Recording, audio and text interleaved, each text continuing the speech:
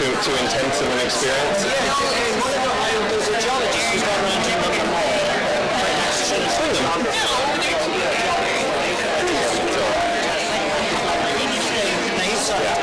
He's saying it is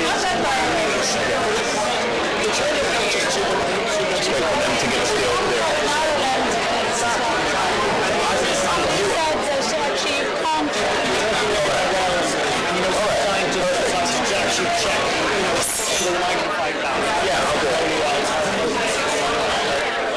Never went down.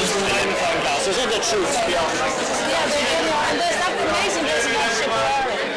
So the water is incredible. We've never had a staging here before, so this is a whole new perspective. Thank you all for coming.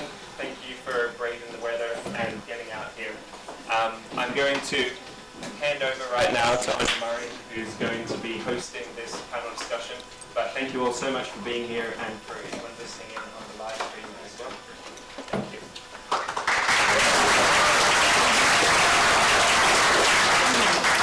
Thank you so much, Harrison, and welcome everybody to this Common Knowledge event celebrating traditional and lost skills and also kicking off Heritage Week 2023, which is quite exciting. We have an amazing panel of 4 speakers here today. I'm going to introduce each of you. I'm going to begin with Darina Allen, who I think everybody knows and needs no introduction. Darina has been talking about organic food long before organics became recognised or well known, also founding many farmers markets before this direct sale idea became more commonplace. She's got many official accolades, including being on the Irish Food Board, Eurotalk chef, Irish councillor for the slow food movement, and her cookery books are fantastic and have inspired me for decades as well. All 4 of us have books for sale at the back there as well. So, and Darina's Forgotten Skills of Cooking is a wonderful inspiration for food preparation and foraging and smoking and everything, as in smoking food. I'd also like to welcome Mary Reynolds, who describes herself as a reformed landscape gardener. Reformed being moving away from the standard way of doing things and looking at a wilder way. Mary won a gold medal at the Chelsea Flower Show back in the day. And not just that, okay, that's an accolade in itself, but she brought 500 different native plants into a garden in the Chelsea Flower Show in 2002, which was a really impressive feat, and was the youngest ever winner of a gold medal there. And she does amazing work across the country with her approach to gardening and landscaping, and has more recently been doing this movement called We Are the Ark, which has a wonderful website and Instagram, and really inspiring people to reclaim their whatever land they have say over, and handing that back to nature as such. We also have Manchán here. Delighted to welcome you, Manchán, who's no stranger to common knowledge. Who's a writer, a broadcaster, you're 32 Words for Field. You're doing incredible work in bringing old knowledge and skills and tradition and storytelling to wide audiences through the Almanac of Ireland, the podcasts, his many books, his radio documentaries, looking at culture right across the world, including Irish language and culture, and really inspiring the nation with this rekindling of old knowledge and skills and language. And last but not least, we have Harrison Gardner, who I think everybody here knows, who has been doing incredible work bringing forgotten skills specifically around building, but being quite holistic in the skills that he is reigniting through Build School originally, and now through the Common Knowledge project. He's also a TV host, Build Your Own Home. He's written a beautiful book called Build Your Own, and he's running events like this and really empowering people with skills of how to live a more sustainable life. So welcome to the panel and welcome to everybody here.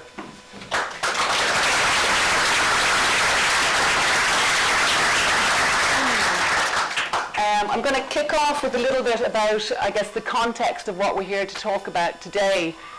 In the past, every single community had a whole suite of skills, from basket making for everyday things, to weaving textiles, to building homes, sheds, barns, boats, fish traps, growing, harvesting food, wild foraging, and managing the land in such a way that it would keep on providing for us, for the human inhabitants, as well as caring for the wild inhabitants of that land.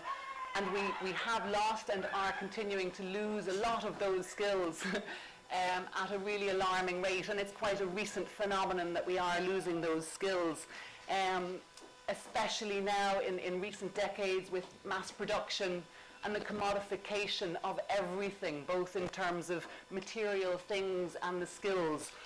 So that's really the context of what we're here to talk about today, to bring that knowledge back to people.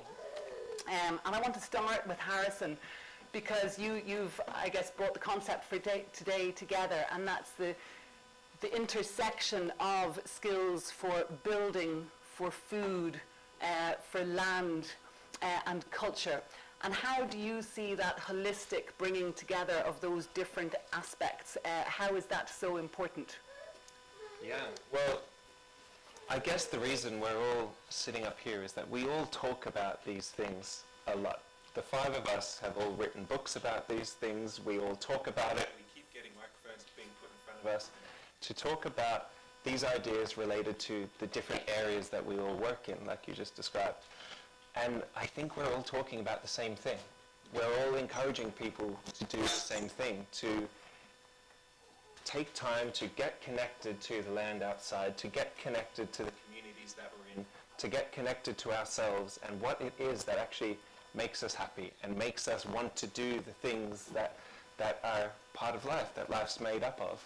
And I think this age of specialization has gone a little too far, and we've become a little too disconnected from all these other areas and aspects of our lives that need our attention and need our effort. And it's not just about efficiency anymore. It's not just about becoming a specialist in one area and only being good at that, and everyone else will do the other parts, and we're all part of the machine, because that system's not working too well. It's not really doing the job it needs to do, which is to harbor very healthy, safe communities and keep us all on this planet for as long as we can.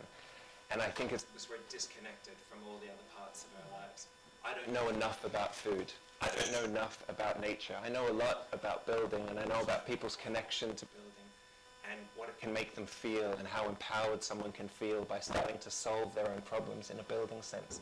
But Mary knows about people's connection to nature. Darina knows about people's connection to food.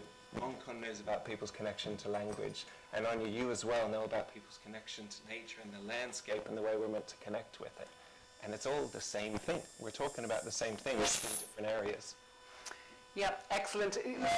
One of the things that you've mentioned there is the presence, the sense of satisfaction that we get from doing those skills. Darina, I know I have chopped up multiple cabbages of an evening to make sauerkraut following your recipe books.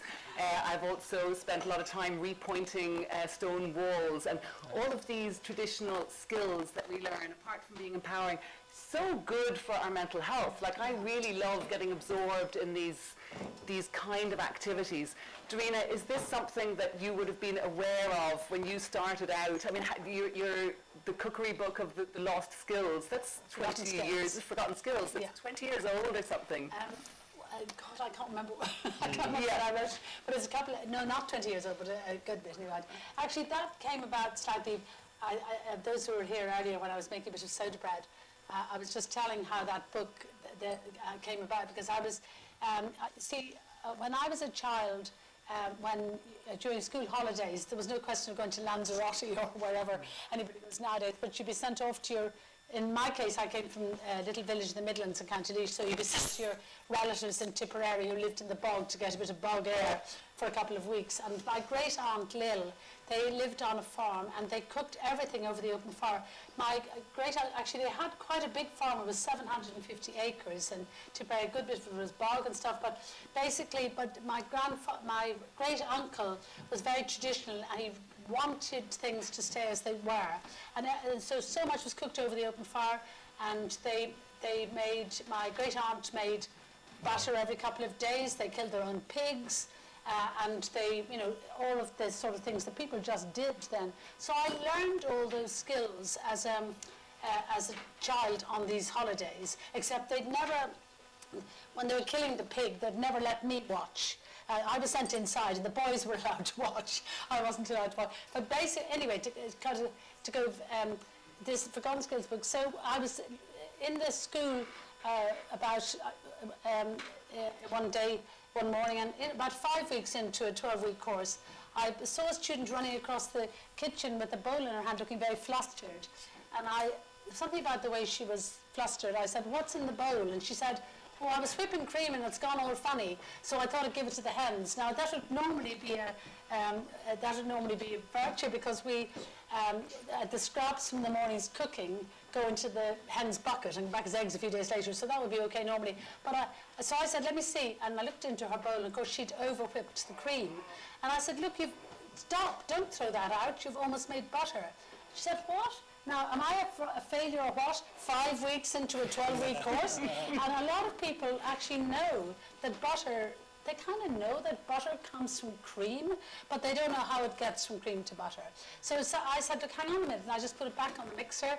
We beat it up another bit, and within a second or two, it was sloshing around the bowl, and I made butter.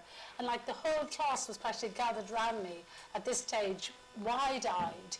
And so I thought, oh my God, I have been lucky enough to learn these things when I was a child, learn how to make bread and all the things from watching my mother doing it. And I really, this generation don't know these things, and I just need to pass them on. So I started to write that book, and then started a whole series of Forgotten Skills courses, like how to cure a pig in a day, how to build your own smoker and smoke your own food, how to, make butter, cheese, yogurt, all of those. And there's a craving to learn what all of you are teaching people now. I think, anyway, I don't know whether, do you feel that? Where people are desperate to know again. And those of us who have been lucky enough to actually get those skills, really, I think in a way we have a moral responsibility to pass it on apart from anything else, yeah. Thank you. And I know, Manchán, you've been doing this incredible show, Aran in Niam, which is on stage, you're churning butter and making bread, which has come from something so simple, really, and what you pass around the butter and get the audience to do the churning. Yeah. And such a huge response to something that Darina describes as every household would have done not that long ago. There is this huge craving. You're selling out shows not just in Ireland but abroad as well. Yeah, starting a West Coast tour now from LA up to Vancouver. And again, I was doing that in a way, like Darina is this bridge between two worlds. And normally we just think of Darina in like haute cuisine. We think of like the finest stuff. We think of the international chefs or recognising what Ballymaloe and the Ballymaloe Cookery School has done. Yeah. But as you say, it was last week you told me that, a 750-acre farm, and they're cooking everything on the fire. Yeah. And that was the And the bread was in the 1960s, the 50s, the early 70s? That was in the 50s, the mid-50s, well, at that stage, into the 60s, into the 60s, yeah. And actually, I remember in the early days, they didn't have electricity. And what was Ireland? When was rural electrification in Ireland? It changed everywhere, but It was, yeah. But anyway, I remember my father trying to persuade Uncle Bob to let electricity come in. He didn't really want it. But everything was cooked in a bastable or on a griddle, and a great big pot as well that would, everything from cooking, bacon and things in it to actually boiling up meal for the chickens, or indeed for that matter, they would also boil clothes to clean clothes as well, all done over the open fire. And this was, nobody even thought about it. It was just the way life was. And oh my God, I'll never forget the flavour of the. Everybody says that, don't they? But recently, Not anymore. just very quick. Recently, I was fortunate enough to taste bread made from homegrown flour and milled and made freshly into a loaf. And when I tasted that, it was like a blast from the past. It was exactly the flavour of the soda bread from years ago, and I think it was because the flour was more freshly milled that it was the same flavour. And you forget that things have changed so much, and my God, is the food changing now? Yeah. There's such a difference in the quality of things that Yeah. come from nearby, Yeah. our personal involvement in kneading the bread or making the butter, that food that comes from the land. Yeah. And rekindling these skills is obviously a huge appetite and a huge personal benefit. But Mary, looking a little bit wider beyond our homestead as well, it's so crucial now that we connect more with the land, with nature, and understand plants and trees and soil and land and the flora and fauna that occupy those places. What skills do you consider necessary for us to rekindle and heal our relationship with nature and the land? I think it's an unlearning, a lot of it. You know, I'm kind of repeating myself now, but if you want to do something to save the planet as such, you know, if you really want to, if you don't start with your own patch of it, then you're just talking shite, basically, you know. And it's about restoring people's connection, and you can't restore a connection to something that isn't natural. And you know, people spend a fortune on connecting with nature courses and things like that, when all they have to do is wrap their home with a natural system, you know, with a native plant community, and remember what is natural, and it reminds people of what is natural in themselves, and you know we mirror the land, so you know whatever grows within 20 feet of your back door is what you need for your own health, and that's because we're drawn to patches of land that need the same types of healing that we do. And so what the land throws up out of the seed bank is what it needs, and it's what we need. And it's about remembering that we're interwoven with this planet. We're totally woven into it, like, and we've cut ourselves off, and we're very deeply unhappy as a result. And like Manchán often says, all the myths in the world, they're there to, they're messages from our ancestors to remind us that if we don't take care of this place, she can't keep giving us the abundance that she has, and we're at that point now. So for me it's about you know, stop looking at land as something for our creative pleasure, that we really need to look at it as an opportunity to support life and to grow our own food if we can, or to share that land with other people who don't have land to grow food, and to restore communities in the soil, on top of the soil, in your community with growing food. We're restoring connections. You know, it's about reweaving ourselves back into the earth, really. Simple stuff, but it works. I love this idea of unlearning, because really we're raised to be conditioned that things that come in a packet are better than those things that we might grow or pick from the wild, whether that's something in the home, a basket, or the food that we eat. Shop bought is always better. I don't know when that happened, maybe in the 50s, that there was, you know, this kind of disdain for things that were traditional or old or homemade or hand harvested. So the idea of unlearning some of those cultural frames is really, really important. Manchán, I would say you are quite a pioneer of looking at our cultural connections and how culture frames our perspective, and it's culture really that holds certain skills in high esteem and looks down on other skills. And that's been changing so drastically, culture in Ireland in the last couple of decades, but also wider on a global level. I know that you've travelled a lot in places like South America and more recently in Australia. Can you tell us a little bit about your perspective on how culture frames how we value those skills?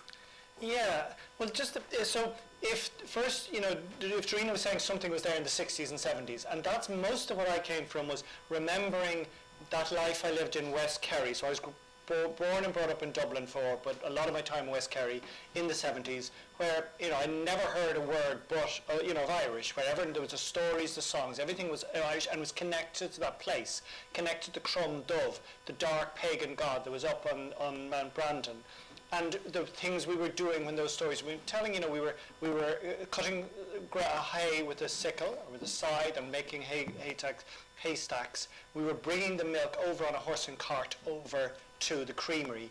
And that was a life that I thought, it was sort of shameful, and nobody wanted to hear about that in the 1990s, even in the early 21st century.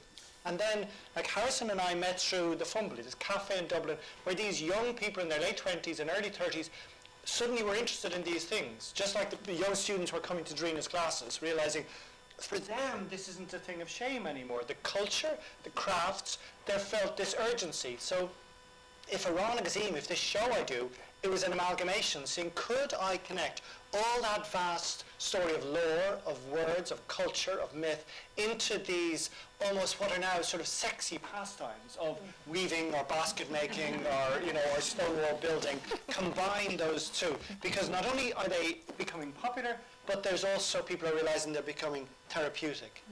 And what's interesting about this centre, we're in this room, this was, the Bog Hill Centre. So this was almost a beacon place for a certain tiny light, a pilot light, that was keeping alive a connection with land, a connection with nature, a connection with spirit.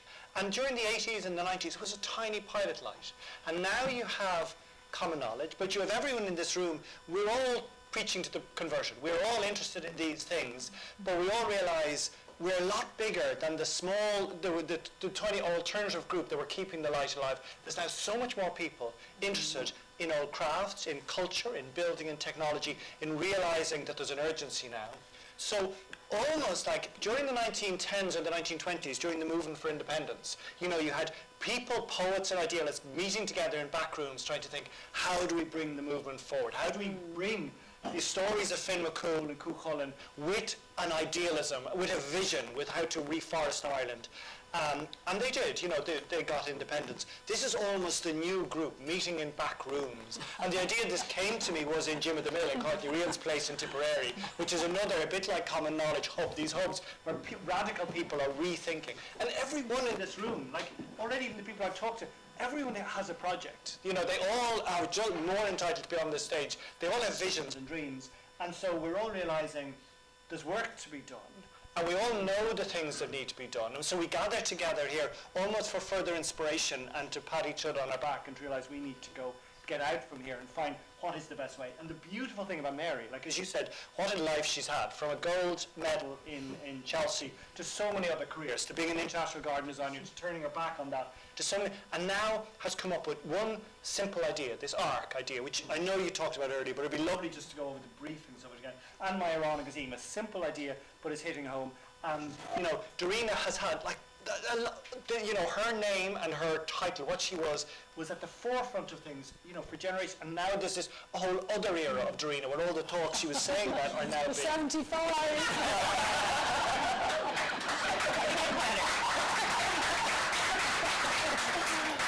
So if there's an idea, if we are all of the same page, the key thing is, what do we do? How do we bring this thing forward? And that's still something I'm interested in, and I'm so curious about what happens in Common Knowledge. They're almost taking so much, it's almost the battalion of the Sinn Féin organisation. Picking up on that, Harrison, it is, Darina... No politics here.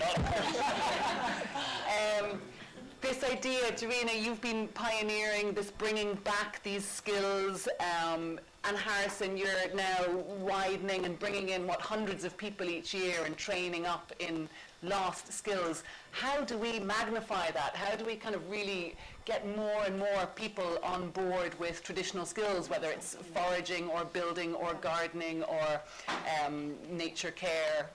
Yeah, I think the only sustainable future for the kind of stuff that we're doing right now is that we're all aiming to make ourselves redundant, right? That we're teaching people so that we teach each other. None of us are really teaching anything that is uniquely ours. We are just teaching things that we were lucky enough to learn and that we're realizing not enough people know. It's not our knowledge that we're passing on. It's other people's knowledge that we're just being the conduit for and helping make sure it gets out there. And unless people are taking these ideas and as communities supporting each other more and more as communities, saying you can do this rather than you're crazy to try and do that, then that's the only way that this is going to spread further than these places needing to be here. These places will be here as long as they need to, and we'll always be teaching, we'll always be upskilling. But as communities, it's our job to, if we know how to do something, we should be teaching someone how to do that. And if we need to know how to do something, we should ask a neighbor. You should ask a neighbor before you come to Common Knowledge. You know, you should ask someone around you to show you how to do this stuff before you go to a place to pay and learn, because that's where all the knowledge is. It's in the street. When you walk down the main street of Ennistimon, like the amount of knowledge that is in the people we walk past every day is wild. And we just need to change the culture of how we share that. Brilliant, because there is a lot of these things can be seen as quite exclusive or quite trendy or as a hobby thing. And it's so crucial that I guess we nurse this idea of peer learning among our neighbours and our community, and bring in genuine, you know, the fella down the road who's brilliant at dry stone walling or whatever it might be. Because most of how cultural change happens is peer-to-peer, is those conversations that we have over cups of tea within our community.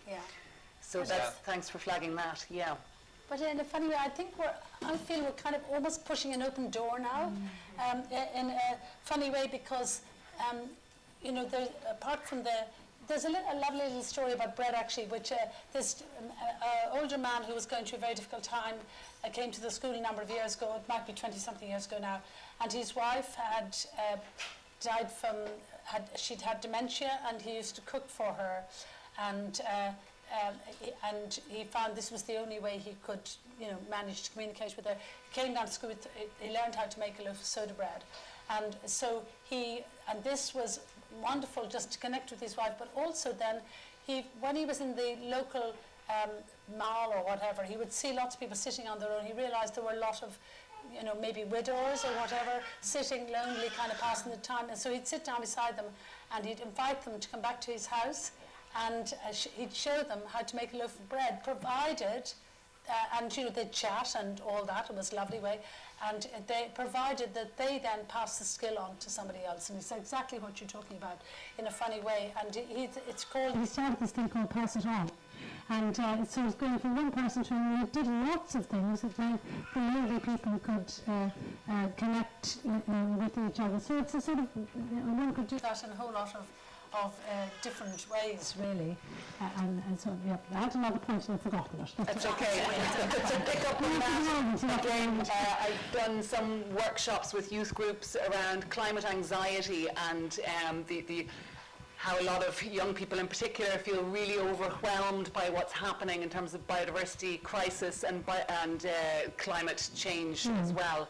And from reading about psychologists who have some expertise in this area, they all say that the coming together, the collective action is the most important thing. Doing individual action is okay. You might, you know, allay some of your concerns that way, but it's coming together with groups of your peers and doing things that are, I guess, fun, experiential learning, and in that way it's a multiplied effect of just learning a skill or taking action yourself. So this is, we're coming at the same things. Just remembered it. Yes. Okay. So talking about pushing an open door, I mean, how cool is it that suddenly it's become so uncool to live alone, and it's all about letting things grow wild?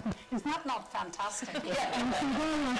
No Mo May this year, like on post, sent something into everybody's letterbox in the country, and it's been like I've seen such a transformation this year in the amount of people leaving their lawns around the houses to grow up and to grow wild. Mary, you've been talking about this for years. It's the no Mo May thing. Very quickly, I don't know. It's a bit of a greenwash. It's like all the insects come and live here, and we're going to kill you in June. It's not really. But it's a start. But it's a terrible start. I think it's a wonderful thing. And I know that the National Biodiversity Data Centre have a lot of information up around No Mo May, and they encourage people that if you can go all the way to August or the end of August, it's even better. Let the orchids come up, let the crickets come in, and drop the May bit. You know, maybe once a year mow.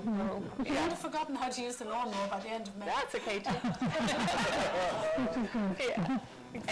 there is also, Harrison, in terms of bringing people together here, I guess you must be seeing a gorgeous, an awakening of people who are learning traditional building skills, and they're not necessarily traditional building skills either, but there's almost, when you get involved in one thing, whether it's making bread or building, it's like a gateway drug to these other skills. Are you seeing that people are coming in to learn one thing, and the next thing they're not just mixing cement, but maybe pressing apples and making cider and all the rest? Totally. Self-empowerment's totally a gateway drug to like itself, to growing more and more of these things. And like when someone learns that they can be the solution to the problem that they've had for so long, they start to question, what other things in my life have I been outsourcing to someone else to do for me that I could actually just learn and do myself? And why haven't I learned it? What's been stopping me learning it? And you know, this week is all about the School of Lost Skills. It is about looking backwards at the skills that we had that were more generally known, and how they can help us going forward, how they can be tools and stories and lessons for us going forward into a very different world from when those skills were being practiced more commonly, whether that's basket weaving or fermenting or building with earth or whatever it is that we're learning. But when someone comes to Common Knowledge and does a 5-day course, and at the end of that course, guaranteed they're going to believe that they could build their own house. They might not have everything they need, but they will believe that they could do it. They're going to question everything else in their life. What else can I do? If I can learn how to build a house, what else can I do? Like, there's no way I would have lived the life I have lived except that I built my own house. And I only had that because I had the good luck of ending up in British Columbia and Canada, where people were doing it, where people were ahead of us in Ireland and daring to go back to those skills. And the fact that I did that obviously freed me from... Tell us a bit about that, building your own house. Yeah, so that was actually, you know, I met people in Ecuador, you know, on that backpacker trail, you know, through South America, you meet people. There's almost a university of life. They're the people, that was the people in the 1990s who were tapping into the people that Harrison was first working in the earth ships down in Taos, New Mexico. Other people in other parts of the States were experimenting with straw bale housing, with cob, with clay.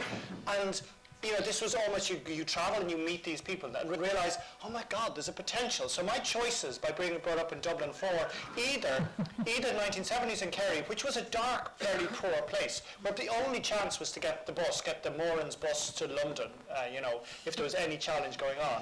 It was a place of great culture, but also a place of very limited choices and real dire straits. So it was that life or Dublin 4, and neither I was going to fit in. I wouldn't have coped in, you know, getting a mortgage, having a job in Dublin. I would have ended up sick. Genuinely, I would have ended up in an institution. And so realizing that, no, I can be the boss. I can buy my own tiny patch of land. I can grow. I can build my own house out of bales of straw. I can go. And it's exactly like Harrison said. I knew none of those skills. But the minute you ask around, we're so lucky in Ireland that people in their 60s, 70s, 80s, they remember these things. They remember the lime pit toilet, the compost toilet. They remember thatching. They remember basket making. So, and they come out. They're only too willing to share their information. Like that's the success of my books has just been, people know all the words, they know all the language. I don't need to do any research. People are just eager and waiting to tell us these skills to re-empower us again. So you didn't do a formal course as such on how to build your own home. You kind of thought, I'm going to build a straw bale home, and you went and you figured it out. And I did nothing. Yeah, so I just went down to Rathmines Library and Pembroke Library, and the libraries in Dublin, and I just got a book on foundations, a book on electric, a book on plumbing, and the straw bale was easy, it was just walls, and then someone helped me with the angles of the roofs, and I had that like built within whatever, the walls within a week, and then the roof about a week later. And it was actually a whole contingent from East Clare, the sort of East Clare New Age hippies came over and helped me at that time. And it's still standing and it's still cozy? No, it isn't. No, I did not understand foundations. Had there been a common college course, no, I don't. Anja, that's okay. It's really important that, like, it doesn't always work. Like, we've got to be okay with failure. It's okay that Manchán built a house and that it didn't last forever. But did it last for a while? Exactly. Did it serve I got for some time? 5 or 6 years out of that. It cost me $5,000, and it totally changed my way of thinking. Because by then I'd earned enough money. I'd earned the $24,000 to get a builder in to build proper foundations. So it's all those tiny steps. And like as you said, like if you do a weekend welding course or if you do a cob course, you know, you're not going to be an expert with 20 years, but you're going to have enough to either bring in other skills or to do it yourself. So it's all these small, just empowering ourselves. Yeah. One thing I'm conscious of, so I'm an ecologist and I've worked a lot in policy and advocacy and lawmaking and I guess the wider context of climate change, ecological collapse, the corporate takeover of decision making of our lawmakers and our politicians. And I'm quite conscious that, you know, we could go off and live in this bubble where we think the world is all wonderful because we have lovely wild areas around our buildings and we're doing our own building and making our own bread. I know that there is a link, but how can we draw together? How do we translate the transformation that happens within ourselves when we take on those skills, when we empower ourselves to manage our food, our land, our homes? How does that, I guess, work its way out into wider societal transformation? Does anybody want to try and answer that? I think it's to do with a shift in consciousness.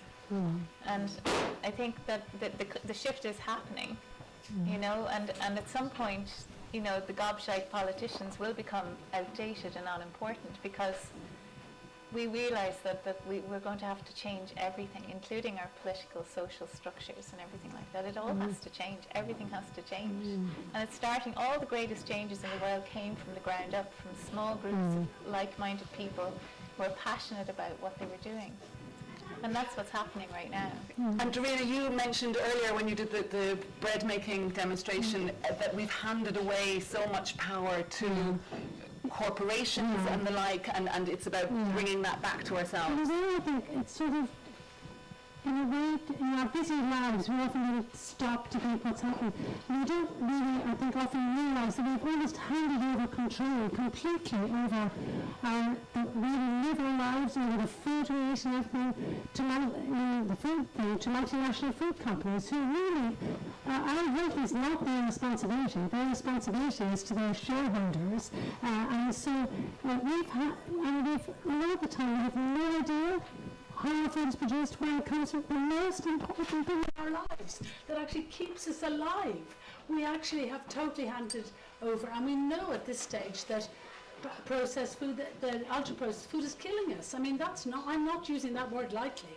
I mean, the research is there, and yet, you know, this very simple thing, we need to take back control, and also, and to know that we have just handed this over to other people, the responsibility to other people.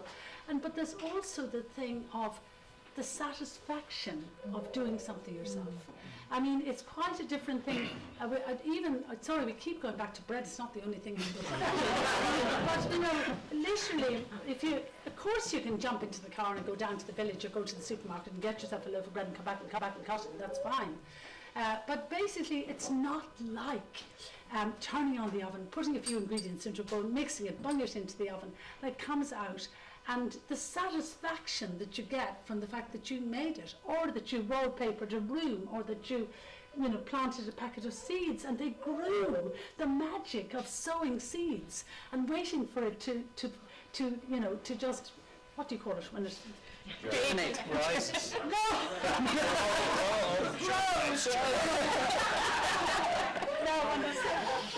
Transforms. No, not when it starts to grow, and then you actually, this is really a change making too. But if you sow a seed and you wait for it to germinate, and then you wait for it to grow into something you can eat, even if it's on your windowsill or in a window box or anything, and you wait for it to grow something, and then it takes. I was just talking this morning about how long it takes for a bunch of carrots or a bunch of beetroot or anything. It takes about 4 months from the time you put a seed in the ground for it to grow into something. You wait for it to grow, and then when it's ready, you you bring it in, you have real respect for it, for the length you suddenly realize the length of time it takes to grow something.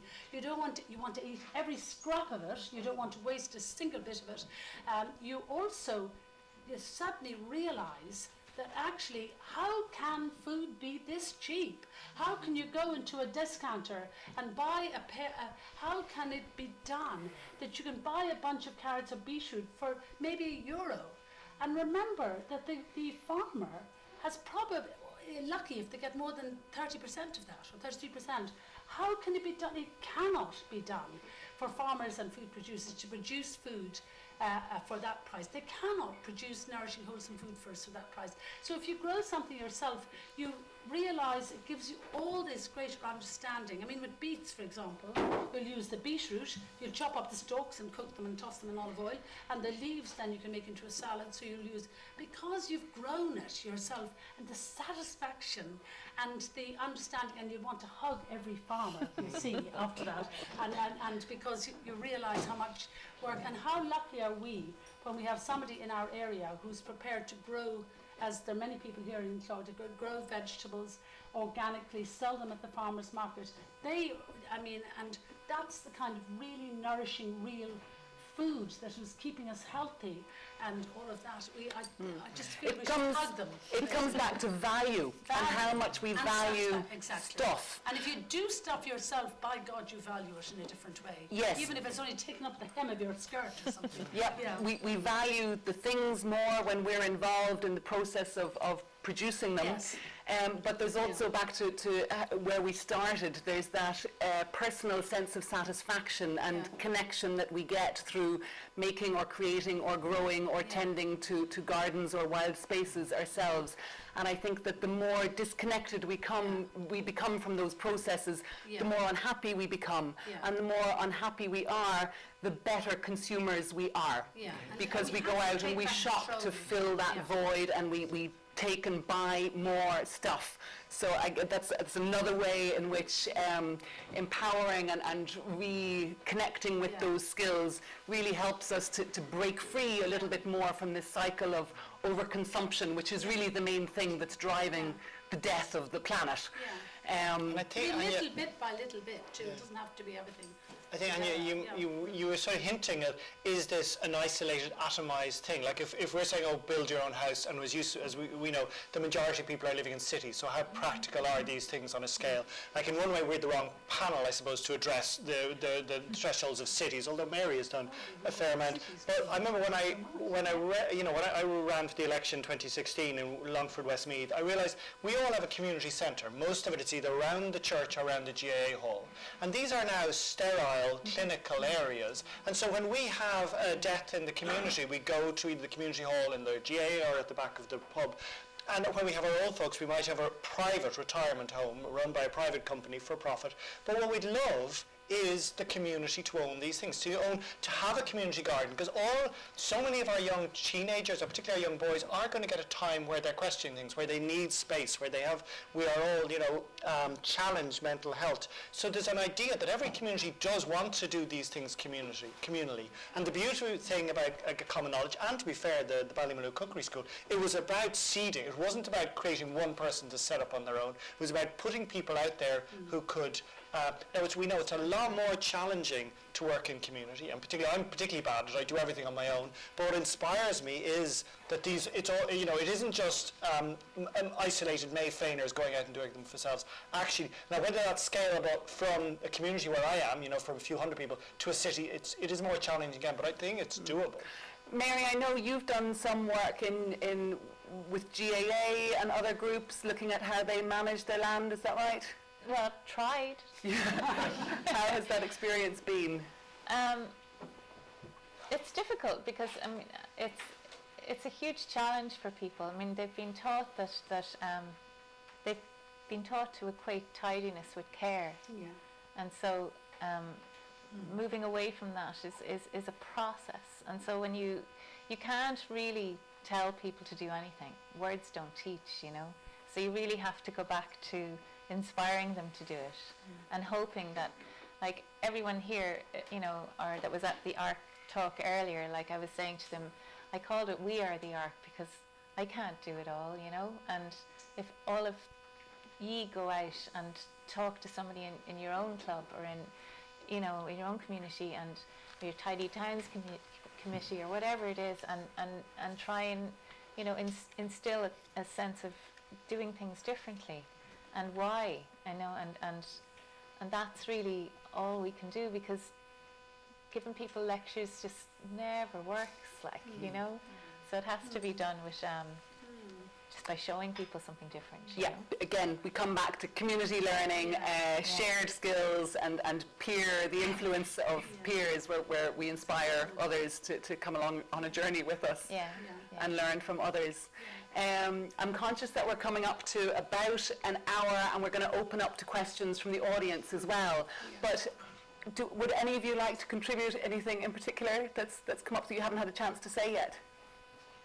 No. Just very briefly, but, you know, this is Heritage Week, and there was a part, we would have thought 5-10 years ago, at least I would have been guilty to think heritage was old bridges or old castles. It's amazing the shift, a lot by the leadership of the Heritage Council, realizing right there, there's things that are nearer you, you know, the way that your dad, you know, used the spade, that was all heritage. So actually we are growing and we are learning and expanding our thoughts a lot.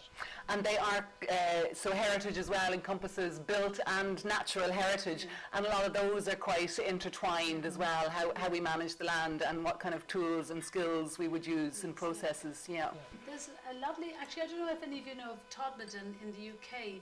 Yeah. It's not, it was a very kind of No, what is it? dead, Tell it us. was like a really kind of grey kind of town that nobody visited very much and all the rest of it. And then this lady, whose name I can't just remember now, she's done a TED talk and everything, she moved there for some reason, and everything was kind of grey and everything, and she was lonely and she didn't know very many people, and she started to grow vegetables in any little bit of a ground around the town. She started to just plant vegetables, you know, carrots and beets and all sorts of things around it, and wild strawberries and so on, and people would come along then and she'd say, well, help yourself, and then they felt, oh, I can't just help myself, I'll come help you. So it got the whole community gradually became involved in this, and it's become this incredible town, which actually every single little tiny space now, there are vegetables growing. It got people, of course, eating more healthily, apart from anything else. The kids all got involved in it. And now people come from all over the place to come and see this. It's been copied in many other towns. By the way, you don't have to be in the country, as you well know, to grow something. So there's so many of the cities and towns, every single scrap of area should be, you know, growing things. But anyway, now actually the veggie tourism, it was actually that term was coined because of Todmorden eventually. Say it again, Todman. It's Todmorden, but you know the way it's pronounced. Incredible edible Todmorden. That's it. Incredible edible Todmorden. And people, it turned into this veggie tourism where people would come to see what was happening there and to do it in other places. So and that's, talk about passing it on, but also it got the whole community together. Lonely people and not lonely people and children, they had the skills as well as the company. So it's a lovely, that's nice. And I'm sure that took time, right? I'm sure it took time. I'm sure she was planting vegetables for a long time before it got to this. Years. Yeah. What's her name? Does anybody go do a deep dive into Google there? Because she also did a TED talk, which is really worth going to listen to. Yeah. But I think it's so important to remember with stuff like that it can take, there's a lot of failures before it finally works, you know. You're kind of just scattering seeds, and some of them are going to grow and some of them aren't, and we try and do these things and we hope for the best. And But you every learn now and so then, much. but you're always learning. Yeah, learning from it, exactly. You learn from the failures on the way. As well as this important point of failures and not being so afraid of failure and learning from failure. No such thing as a mistake and opportunity to Yeah, learn. Yeah. I get that example from Todmorden. Todmorden. Todmorden. It's not a lot of those places. It's not. Yeah. It's not pronounced like it's spelled. Yeah. It's a really nice, inspiring example of that each of us can do things that are unique to our place, our interests, our skills, and our abilities. often at events like these, people want a prescription of what can I do, and they want to be told what they can do specifically. And maybe this is a slightly different audience, but really it's about making a change, an inspiring, transformative change around you is about utilizing your interests and your skills as they are unique to you, and putting those into action, and in that way bringing others on board, or doing something that is inspiring wider change. Getting together with, like in a housing estate or something, one of the things, if you start to grow stuff, very often people get all enthusiastic, I'm going to grow my own vegetables next year, that's it. They buy a ton of packets of seeds and put them in, and then it all comes together. They can't eat it fast enough, they can't keep up with the weeds, and they think, I'm over, I'm going back to the supermarket. But if you got together with 8 or 9 pals and said, well look, let's plan for next year, why don't you guys, I'll grow carrots and beets and you grow something else, and then do a little barter system. That can work very well too, particularly in a town or a city, and you don't get too disillusioned. I know we're interrupting, isn't it funny, the social aspect? I was saying I'm isolated and atomized, yet I had my vegetables, I was doing grand during COVID, now I've got busier, and so my my polytunnel's a mess, my veg beds, so I am being forced to think I need to bring other people onto, I need to actually engage with my community. The last thing I want to do, but I have to do it. And then listen, it all comes out now. Yeah, but then I saw the Happy Pear Boys were here earlier on their podcast. I won't remember now. There was one person from England who's got this app. If you don't have a compost system in your area, which I don't in Westmeath, you just put a sign, you put it up online, I am having a compost bin, anyone can bring their compost to your gate and leave it there. And like when you have a compost, all you want is more things to put in it. So it's a way that I know I'm going to have to do this, because log on and people are going to turn up at my gate with bags of waste and I'm going to have to talk to them. But all I'm saying is a deep dive. Don't get into this if you actually want to stay stuck in your own ways like I wanted to. There's an amazing upwelling of ideas that have come through things like apps and social media. I know that the Moyhill Farm lads have done this direct sale thing where they don't have to spend the whole day selling something at a stall in a farmer's market. They do a collect and click delivery thing, and they're going to be in one place for 1 hour. Things like the compost, things like, what is it? Rico, it's called. Rico, thank you. And also excess of garden vegetables where you can share those, and it's a communal, collective approach. So these are wonderful. I'm not so great at engaging on the apps and the technology, but I know that we can do a lot. I'm going to open up to questions now. We have about 20 minutes or half an hour for questions for any of the panelists. So we have one here, yes. Do you find that, I'm finding in my own life with my kids especially, it's the showing up, it's the ritual, like things that I didn't even think that matter, but if you keep doing them, because I have a 16-year-old and everything is on TikTok, and I actually came down, I volunteered, I'm buzzing off my film school week, by the way. But outside of that, I grew up on hot dogs and cornflakes, so I've come a very long way to where, and I put all the lettuce down in one shot. So I do notice with my teenage, my 23-year-old is all flat in his wings, but my 16-year-old, there's a ritual. If you keep showing up for something, it kind of filters, because she's all TikTok. I took her down to the Rekindle Festival. It was as if I saw a different kid. She was engaging with an older man. She surprised me. She's under my nose all the time, but I took her to a place where people were doing things, and I didn't make a big deal out of it. I just showed up. And the same with food, if anything. The ritual of showing up, I don't know if that's the same. You can do it once, but if you keep tipping away, it becomes a ritual. And then before you know it, like jumping in the sea, I jump in the sea every day. My sister calls them the misfits, but guess what? We've been misfitting together for a long time. You get to know people. It takes a while to know a community, and half of it's just showing up. I don't know if it does take time.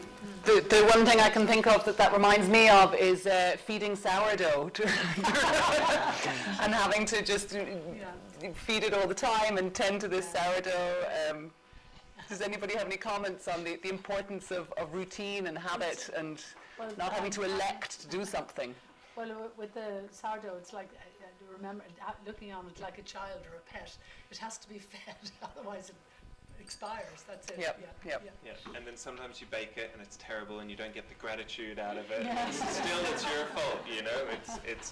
But I think the routine's really important, and it's not about streaks. It's not about doing something perfectly for so long and then when you mess up or when you forget that you just give it up completely. You know, we just keep on trying. keeping We're on. constantly evolving. We're constantly changing and growing, and we're gonna mess up a lot along the way.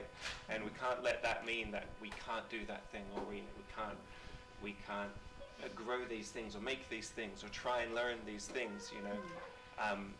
Yeah, I think it's really important just to keep pushing on despite the failures in our routines as well. And Mary, I guess that must be the same in managing a garden or a piece of land as well, is that things don't always go right, but you have to keep showing up and do those little tweaks that things come out, I guess, as you anticipated, or accepting that they're not, or, you know, what if you decide to rewire the patch and then it's this big ugly pile of nettles? How do you manage that tending, that regular tending to a piece of land? Well,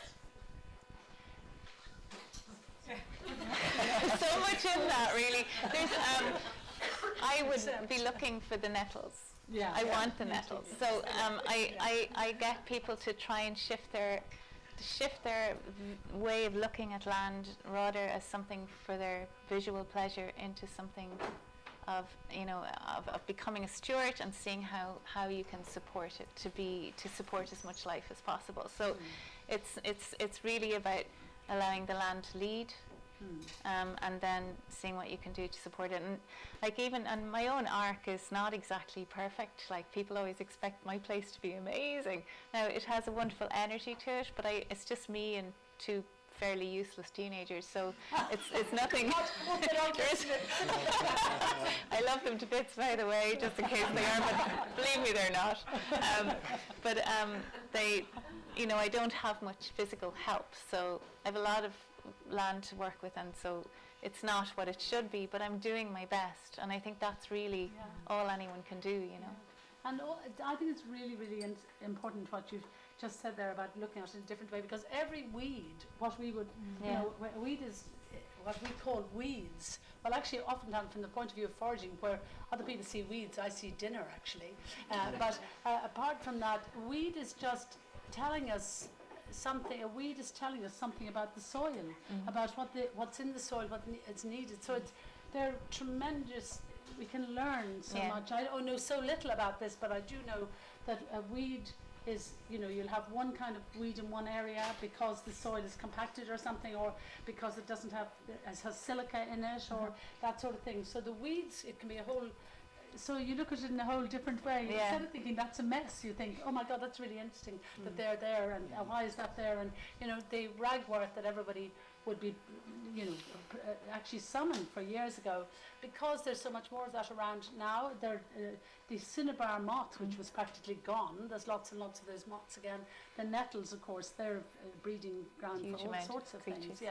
So it tells about the soil, but also, needless to say, about the all the pollinating insects and everything else that feed on them. So you can feel really good about your weeds now. That's the great thing. Instead of apologising for them, just learn up what they're doing for the environment and everything else. I have a small front garden in Dublin, and it's about the size of this stage, and it was concrete and brick when I moved in, so we dug it up and got some soil in, and I pretty much left it be as an experiment to see what would happen. And sure enough, in 2 or 3 years, it's head high in nettles, docks, thistles, ragwort, burdock, all self-seeded, and it's a real mess, but it is lovely. And I was very worried about all the very tidy neighbours and their beautiful gardens and their nicely manicured roses and lawns, and that they would all be kind of really frowning at me. And this year I've been really stunned. Several of the neighbours who I know to have the most pristine manicured front gardens have actually come up to me and said how they smile every time they walk past because it's so alive with butterflies and bumblebees, and they love the tangle of it. And I mean, even I think it looks like maybe I've gone a wee bit too far. It's really messy, but it is lovely, and people are are celebrating it and complimenting me on it. It and it's- changes right through the seasons and everything like that Yeah. as well. Yeah. Yeah. I mean, driving here today through these through that narrow road and all the solid, the Himalayan balsam and of course all the Montbretia and the loosestrife and all of the the white one, what's the sweet woodruff and meadowsweet and everything. Yes. Yeah. Unbelievable. It's like the Garden of Eden. I mean, and that's nature taking its course. There's also a lot of pesticide sprays. I notice in Clare, for some reason in particular, there's these swathes of just dead areas. They didn't bother with the side of the road. Yeah. That was fantastic. Yeah. Fionn, you have a question there. Hi folks, there's been a couple of hundred people tuning in on the live stream, so I just wanted to share a couple of their questions. First one is really quick and it's for Darina. What was the name of the town that you were referring to? In the UK, now I think I've got the spell. I have to spell it for you. Todmorden, I think. And it's pronounced Todmorden as far as I know, but that's it. Yeah, and there's lots online about it. Thanks so much. And the next question is from Alina, and she says, I have some skills and I want to share them with people nationwide. What's the best way to do that? Oh, let's set up a whatever. No, not me. A sharing thing. What a great idea. Maybe she could join the Commonage. Common Knowledge has an app, The app, which yeah. is free for anyone to join, and you're connected with anyone who wants to be on there who is thinking along the same kinds of lines. And Brilliant. there will Really be good. lots of eager people there ready to listen and hear And there's what someone had to share. There's very active Facebook groups too, isn't it? There's a permaculture Facebook, a self-building Facebook page. There are, when I wanted a particular niche, when I first got pigs and things, you go online and there's one place that is just sharing like organic ways of growing poultry. So I think, Facebook isn't an Not pigs. I don't. But just to, I should say, this the wilding. So you say, what do you do when things get too wild? And I let my place go wild, and suddenly it was brambles everywhere. And in theory, you read a book and it says brambles are a pioneering species for woodland. But the brambles get so dense, no wood is going to get through. Then I realized, actually, all I needed was more nature. It needed an animal to trample the brambles that would then allow. So it's as I said, it's a slippery slope. Anyway, Phil, more questions. That's it from online. That's it. Grace, a question. I don't know exactly what the question is, but bubbling up under this conversation seems to be something for me around time. That the lost skills belong to the era of lost time. Many people are time poor. So I notice myself when I'm time poor, my consumerism goes up and my use of electrical machinery goes up. And I wonder, the other word that's buzzing around in my head is privilege. I think when we're privileged, we have time and skills can be used. But I wonder if any of the panel have a clear thought about a magical equation of time privilege. Yes, taking time first. I noticed even a little Instagram story yesterday of somebody I follow talking about going to the refill station for her zero waste goods, and how lovely it is to go and refill and come home and refill all the jars and label all the jars. And it's such a pleasurable thing to do sometimes. Those more sustainable activities that are more time consuming can be very rewarding because they give us back time. That's just a tiny one. There are other... I wish Fionn, and that is Harrison's partner here in Common Knowledge, was here, was on stage rather than in the back of the room, because it seems to me one key element of Common Knowledge is working with marginalised group. Now, Common Knowledge is trying, it's a small organisation, it's young, it's doing so many things, but already working with, putting out reaches and feelers to work with travellers groups, with LGBTQ groups, with even, there's discussions I'm having about prisoners, with ex-prisoners. So privilege is such a key issue, and it's been such a bane for people like me who is a Green Party candidate. Green Party and privilege, it's been a dirty, it's been our weakness. So I think, Grace, to name that's really important. And it's something we need to be aware of every day, that it's going to be this sort of slightly elite middle class people who are going to, this comfortable, who are going to start it, and it's vital. And I just want to talk to the time thing for a second, because it's not, this isn't a solution to it by any means, but so much of the reason why we're time poor is because we're busy earning money to pay for all the things we need to buy, right? We're talking about learning skills to buy less things, to stop replacing things that are broken, but fix them. You could go and work and earn the money you need to replace the thing, or you could not work and spend that time learning to fix the thing and then fix the thing. And it's not a solution. And if we're at the very start of trying to challenge the consumerist culture in that way, we're going to be losing out most of the time, and we are going to have a certain amount of privilege to be able to have that time, to be able to sacrifice that week's wage to learn a skill and try it out that way. And there's no way around the fact that we're trying to change the tide here, and there's going to be a bit of friction and a bit of crunch between the way that the world wants us to move and the way that we're suggesting might feel better for us and might be, for our mental health, a much better approach to living this kind of life. And it's going to take time. It's going to take lots of time. But it is possible that it could end up being cheaper. It might just take time to get there. And I know that for a fact for houses, that you can take the time off work and learn the skills and build your own house for much less than you could ever pay someone else to build it for you.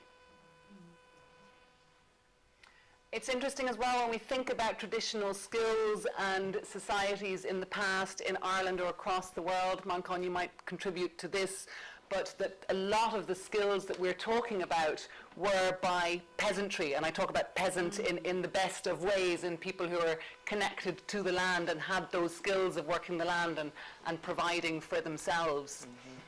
Yeah, so the reason I built Straw Bale, as well as meeting those alternative people, because I'd lived in Africa, in India, in South America. In South America, they were building like in Titicaca out of reeds, in Nepal out of stone, in Africa out of mud, and everyone was spending 2 or 3 months. They'd take that time, get the community to build, and I thought that's what I will do. And had I, as I said, everything I've done in my life is thanks to that. Had I had a mortgage, I would have had to have a job. I would have gotten knuckled into that job. I probably wouldn't have had the courage to get out of it. But because I spent £5,000 on the first house, £24,000 on the second house, I was able to sit idly doing, learning things, looking after my own mental health, finding a way of fitting in the world. I had unlimited time because of freeing myself from that, the oppression of a mortgage. Again, as the Happy Parent Their podcast, mortgage, dead, gagé, and tied to death. The banks are trying to tell you in the word they're saying it's a mortgage. They're chaining you to their death.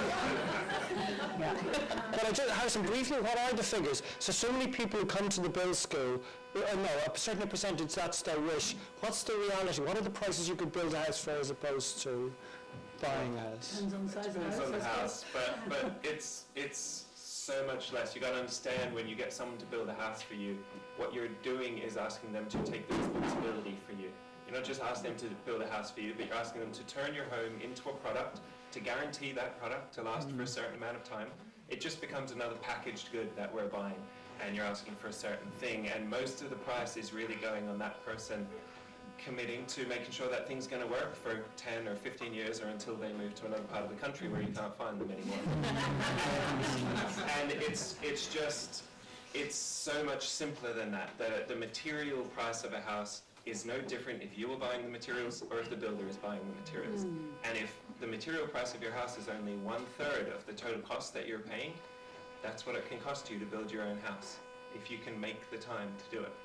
And depending what you're earning per year, it's going to save you a lot of money to take that time yourself rather than asking someone else to do that. And even if you don't do the whole project, even if it's like a daunting thing, I don't know anyone who is privileged enough to pay someone else to sweep up their building site. But that's what we do when we pay a construction company to build a house for us. We're paying someone to staple fabric to a wall, to sweep up our building site, to do these really simple tasks that really is for the hyper-privileged and not for most people who are actually just trying to create shelter for themselves and have some kind of security over the next few years. Thank you, Grace, for that question. There is another question here at the back, and then this fellow. Yeah. Hi. I'm not entirely sure if this is the right audience for the question, but I'll ask it. So I'm a city girl who now lives in Ellis Diamond, and there's like a conflicting thing that's on my mind, and I would just be interested if you guys had an opinion on it or had come across it before. I'm very much aware that my carbon footprint is significantly bigger now that I live in the countryside. I own a car for the first time in my life. Never had one before because didn't need one. Bikes, public transport, and solid fuel that I'm relying on, and houses are harder to keep warm, etc. And so I feel like there's this growth of this movement of people moving rurally, being more self-sufficient, slowing down, everything we're talking about in terms of like the things that connect us mindfully to slowing down, but with that comes the downside of rural living. I don't feel like people are talking about that much. Do you have any opinion on that, or have you come across that before? Do you think we need to talk about that balance, like if you're going to slow things down, live rurally, or the other things that need to... It's definitely a huge issue once you move out of a town or a city. You become far more car dependent, especially if there's children or teenagers, you're shipping them around everywhere.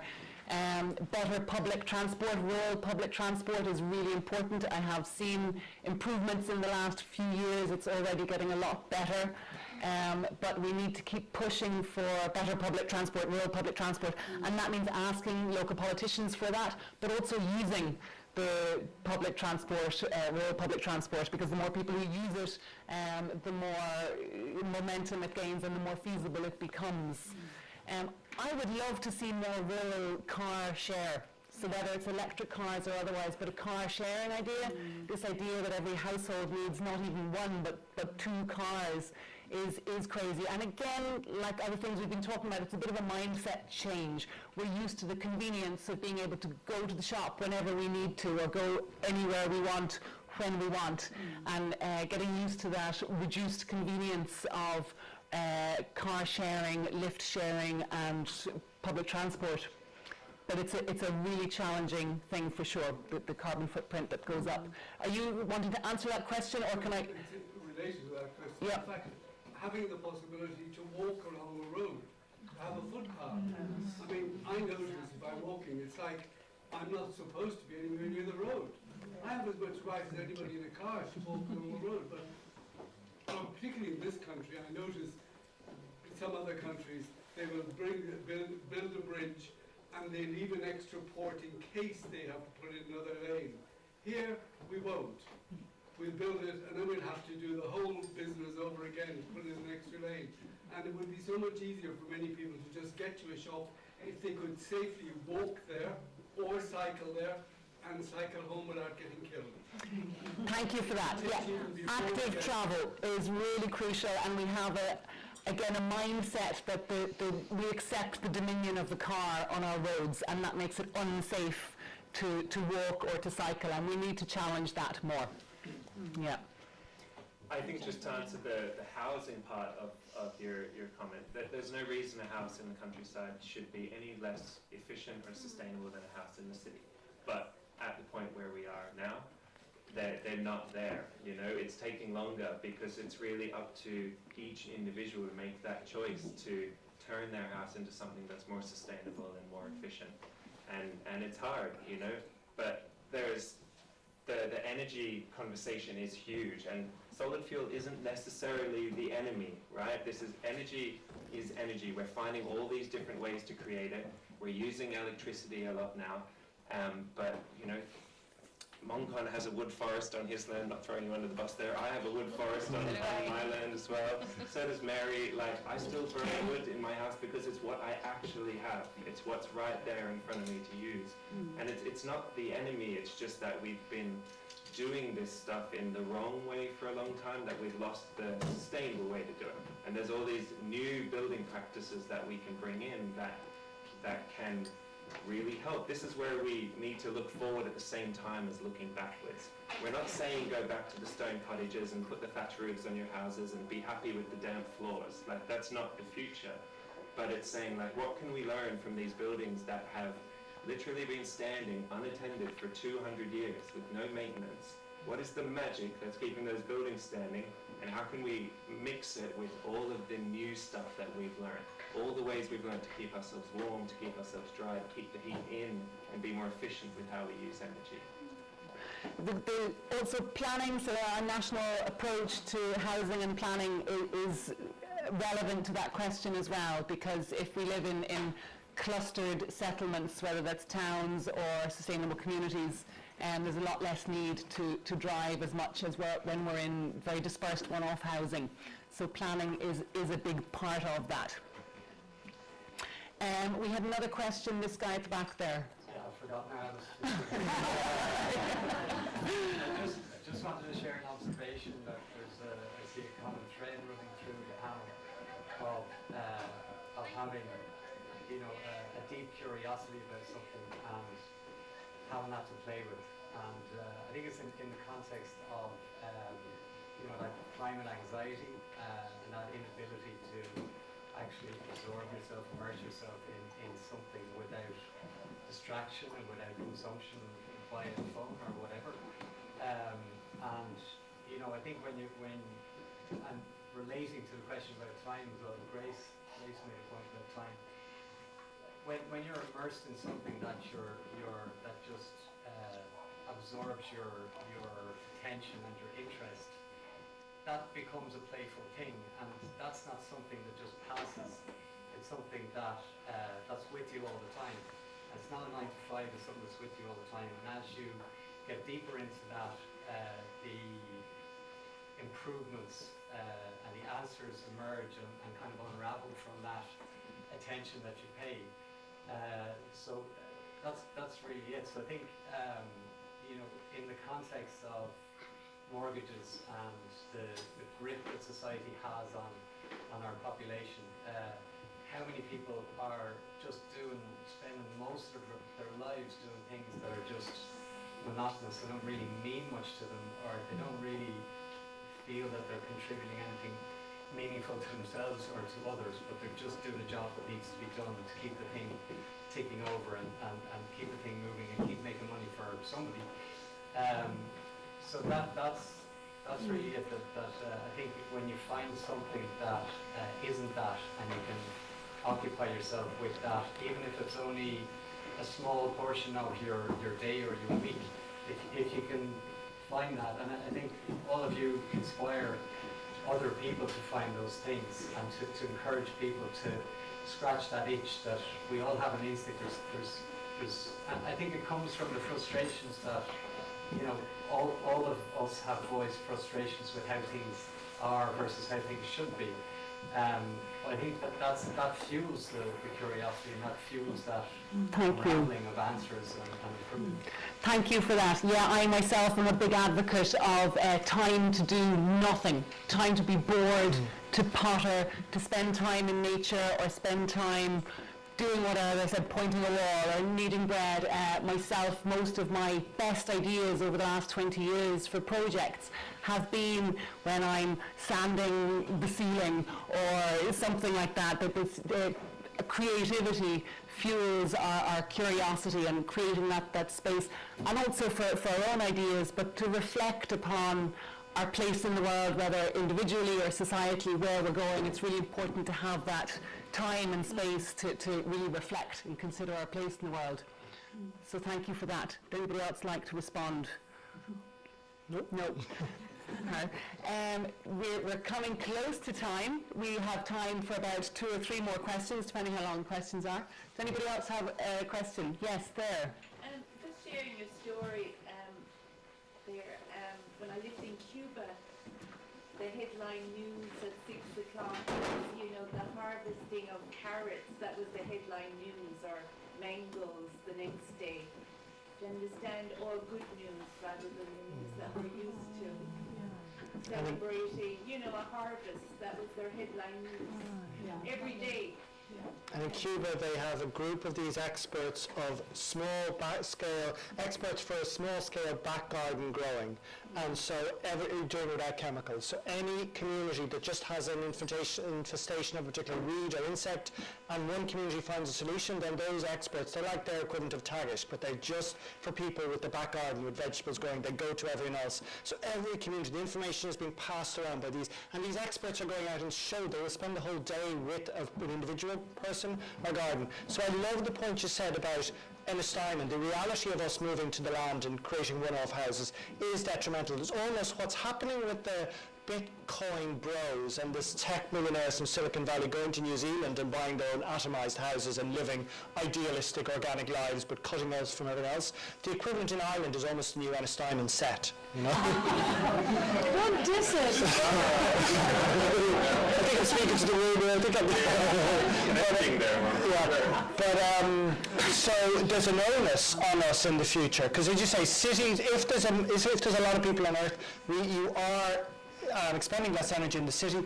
I think there was an onus, and maybe it could be an element of planning, if you are living on the land, and if you do have a few extra acres, that you do grow a bit of your vegetables. You in some way give back. There's things that people with a bit of land in the countryside can do that the cities can't do.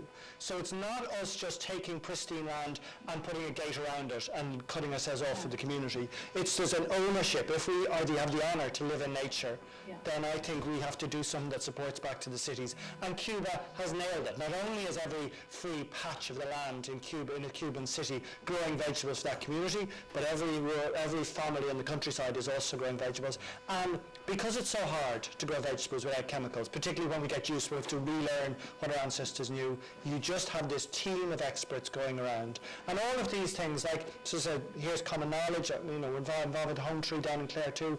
These are organisations that are setting up on their own, but you can see the government is already fascinated by what these organisations are doing, because we're almost pioneering the work that they're going to have to do as well, bringing this information and seeding it out there, not just to small groups, but on the curriculum in the universities, in the technical colleges. Darina wants to... Please, no, I heard you Just two forgotten skills, just to quickly put in a word for thinking about keeping hens again. I don't know many people in this room actually keep hens. Hands up, who keeps hens? Oh my God, I have to just think. 3, 4.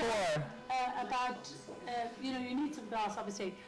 They're like lawnmowers anyway, but basically if you had a little chicken coop and 4 hens, they'd produce enough eggs to keep your family going, and you'd even be able to give a couple a thing. But also, it's win-win all the way. They eat up all the food scraps. You don't have to pay the council to take them away. They produce hen poo, and that goes onto your compost heap, and it goes back onto the soil to make the soil more fertile, I think.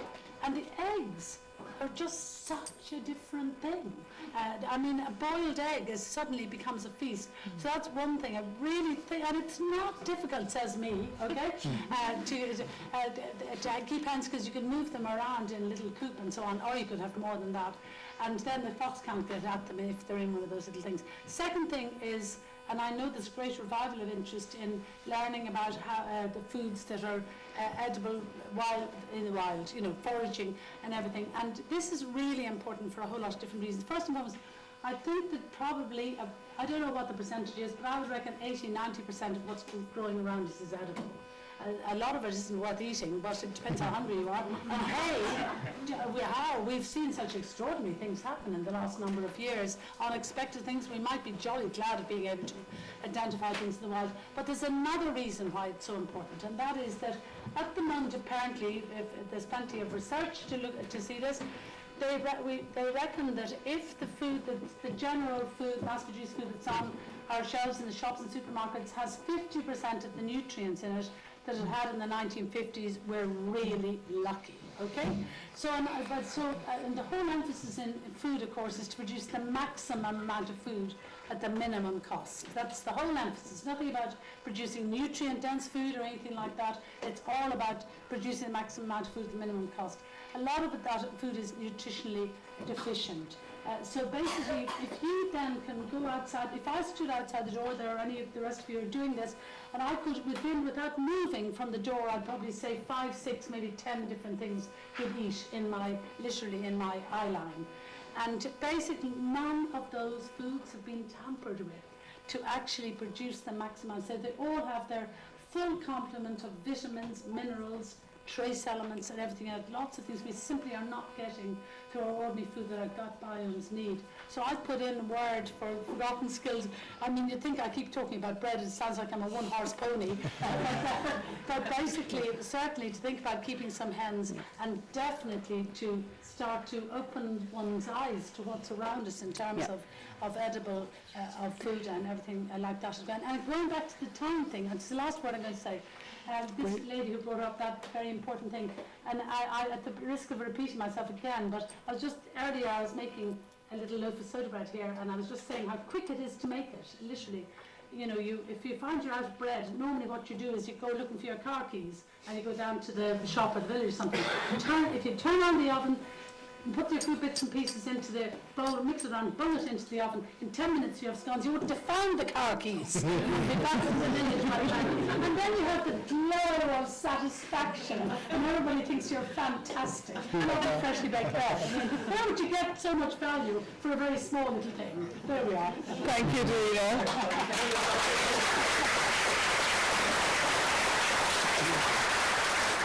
And Mary, can you still remember what you wanted to say? Please contribute. Sorry, that was great. I just wanted to say that I have a vision of people say that, that houses keep spreading. But if the houses are made from natural materials, etc., and the land that they have around them is an ark, which is half food and half given back to nature, then they're a huge benefit, way above the dead farmland that may have been there before them, and it's about connectivity for wildlife and for our shared kin. We've cut up their territory so much, so our houses can become those connections again, our homes. And so I just think that we need to stop looking at people living in the country as being a bad thing. It could become a really positive thing, as long as we leave enough land that's untouched, that leaves space for wildlife as well. Thank you for that, Mary. It's a really important point that our homes can be habitats for all sorts of different birds and insects and everything as well. We don't have to have a negative impact on the parcel of land where we live.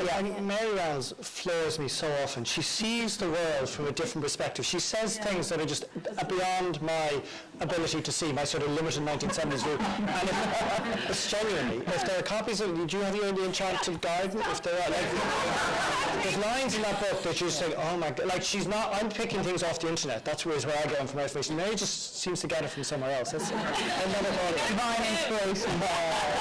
So we have one more question here. A question for Malcolm and Darina. I've always wondered why, with foraging, there's so little knowledge on fungi. And most Irish people wouldn't touch anything except the white mushroom. A friend of mine from Belgium said she was walking with somebody and he picked a mushroom and she said, "You're like an Irish child, kicking every mushroom."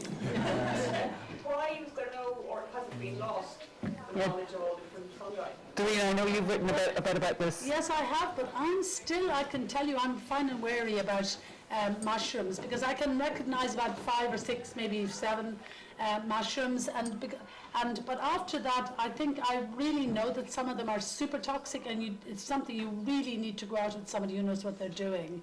And most of us just recognize, and many people don't even recognize the ordinary field mushrooms now,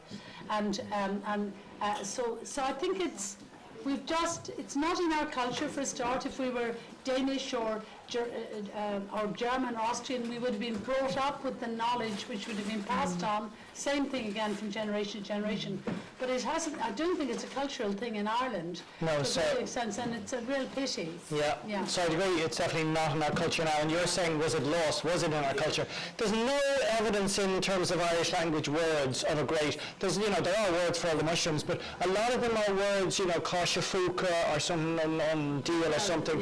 Yeah, that these were other... It's on by the devil or something. Yeah, exactly. So people didn't trust mushrooms, and that's a big anthropological and sociological question, why we weren't rooted to some things. Why? There are a lot of amazing courses nowadays. I know Hips and Halls are doing great things out of Wicklow, and there's quite a number of excellent foragers doing courses over a weekend, teaching you some skills so you can go out with an expert and learn a couple of mushroom species and find one spot. All continents of Europe seem to be very constant in them, and Ireland just... In France or in Italy, you can go into the pharmacist with your mushroom, and each pharmacist is obliged to be able to tell you whether it's edible or poisonous. Can you imagine being able to pick mushrooms and going in? It's really not part of our culture, but there are a lot of courses now helping to counteract that. Irish, come in, Ukrainians, the Poles, everything like that, they very often are very knowledgeable, and they're thrilled to bits that we know so little about it. Because there are tons of wonderful mushrooms in Ireland, but when I talk about foraging, I'm really just talking about the plants and things, because I'm fine and wary about picking mushrooms, as I said, without having an expert with me. Yeah. But it's a great glimpse that we are really a post-colonial, and that's colonial maybe 700 years. Like where you have people who understood the importance of trees, you understood of the whole ecosystem in other countries, so clear in Germany and France. We don't have it, and we should just acknowledge that. We are like a broken society in some ways. We don't have that full rootedness. We were a subsistence level, genuine peasant society that didn't have the extra space and time, mainly because the landlord classes seem to have taken that extra, they're just shots in the dark. But it's really important for us to notice we don't have the full rounded connection to landscape that you find in a really healthy society. Well, we can learn. Thank you. Yes, and we have had 100 years of independence and we've made very little progress in that time. I can't blame you, yes. We're over time, but one more question, please. Just on that foraging aspect, is that like government also used it as an act of control of the people? I know in the States, when slavery was abolished, the black people used the common land to forage for food and move about. And then common land in certain states, I'm not sure what state, it was illegal to forage. They made it illegal to use the common land to forage, or made it private land. So then it was an act of control, and then people had to go back to work for the slave lords, and so it's an intentional disempowering. So just, yeah, there's that awareness. We don't have that now. You know, it's really empowering to bring that back and to share these skills. Yeah. Thank you for that. Yeah, so there's an onus on all of us. Yeah. Like, it can be frustrating to have to pay someone to teach you these skills at this moment, but it's just because we're at this point where we're not doing it as a community enough. And so there's so few people who have it that things like common knowledge emerge, that we have to charge people to run courses to teach skills that this is stuff we should all know. And we're just at that point right now. It's not what the future looks like, and if we keep doing it, and if it keeps growing, we will just be sharing this stuff more and more. And the mushroom thing is a perfect example of that right now, where there isn't enough common knowledge for anyone for many of us to go out and confidently know which mushrooms we can eat and which ones are going to kill us, or to suggest to our friend or our kid which one we can eat or which one's going to kill us. But you know, we will get there again one day. You know, we just have to embrace and commit to learning that stuff again now and upskilling, and it may take 2 or 3 generations realistically to get there, but we'll get there. Yeah, but you know, there's a funny thing about mushrooms. When somebody discovers where there's a certain kind of mushroom, very often they don't want to tell you. They don't want to share that knowledge with you. Have you come across that? Yeah. I mean, it's a thing about mushrooms, a funny thing about mushrooms, yeah. So we need to share, we need to pass it on. Are there any more pressing questions from people attending online? Are we okay to? But before we wrap completely, I just want to, you know, one of the ways we used to share skills and don't share them anymore is by music and storytelling, and we have a show on tonight with Manchán and Courtney Ryan and Andreas de Stack doing just that over at Liston Banner Pavilion. I think there's only like 5 tickets left if anyone's interested in going to that. But Courtney Ryan has offered to perform right now to this talk. And Courtney's an amazing harpist, and I very much encourage you all to stick around for 2 minutes while we set the harp up and change everything over. Great.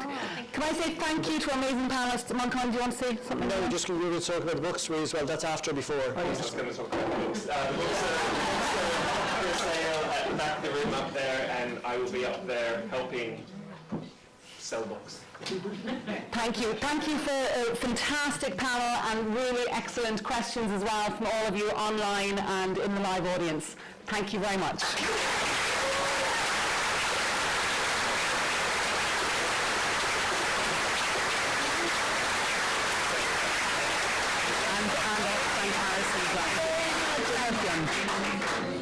And I also say thank you so much to Common Knowledge for organising this event today, to Harrison and to Fionn and the whole team and the volunteers. They've done an incredible job.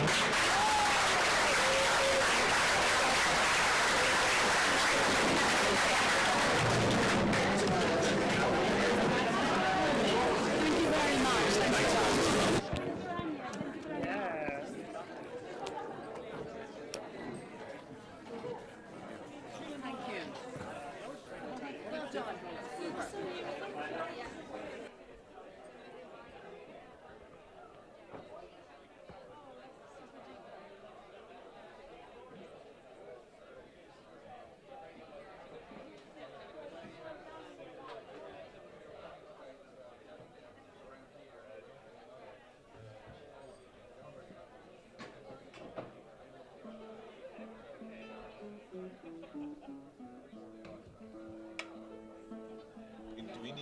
live stream.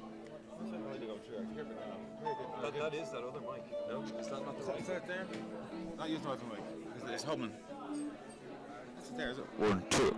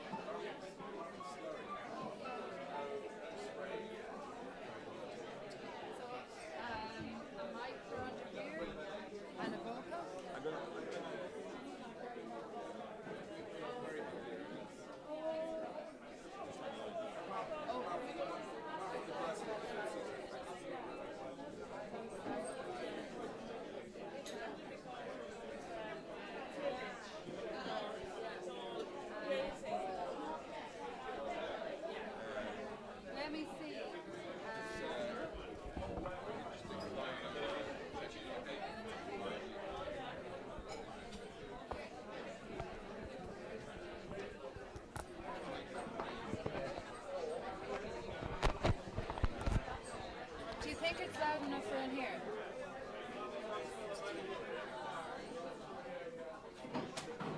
Would it be possible to get it like, do you mind? It's just so much easier.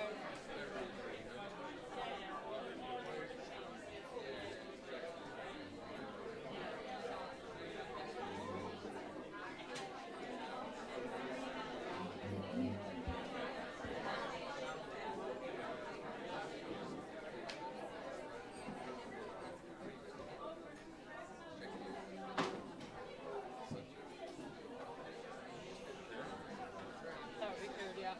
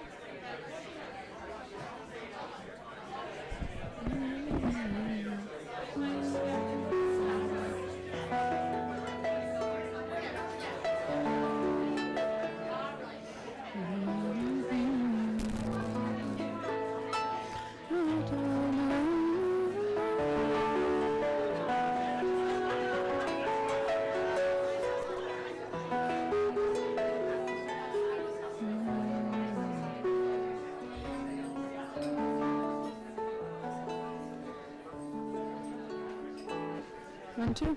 1, 2.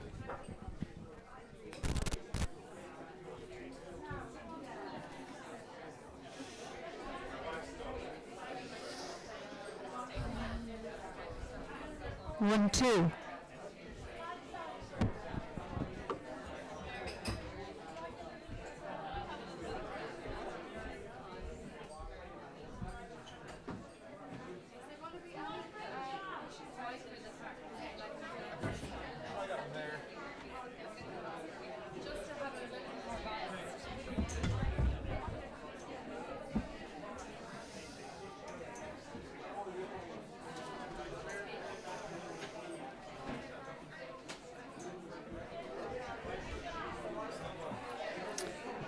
One, two. So the sound comes out from down here. Yeah. Yeah. Like that. Like that? Yeah. Yeah, that should go. That should do it. I'll be like this. Yeah.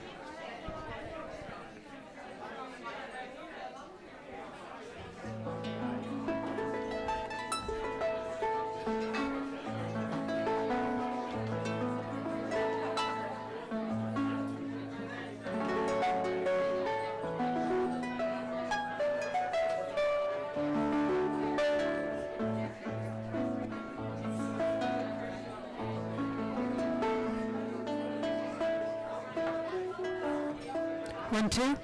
1, 2. Could I go up a little bit? Can I get this up volume-wise?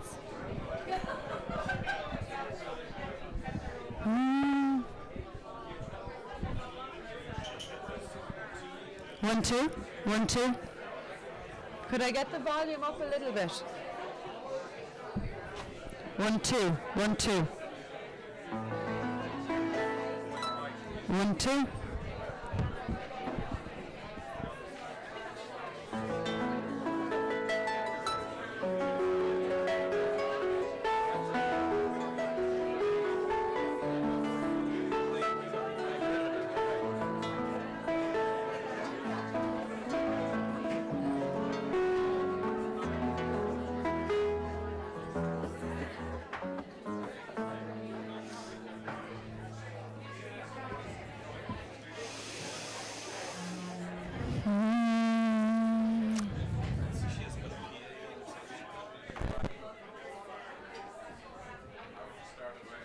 Say that again.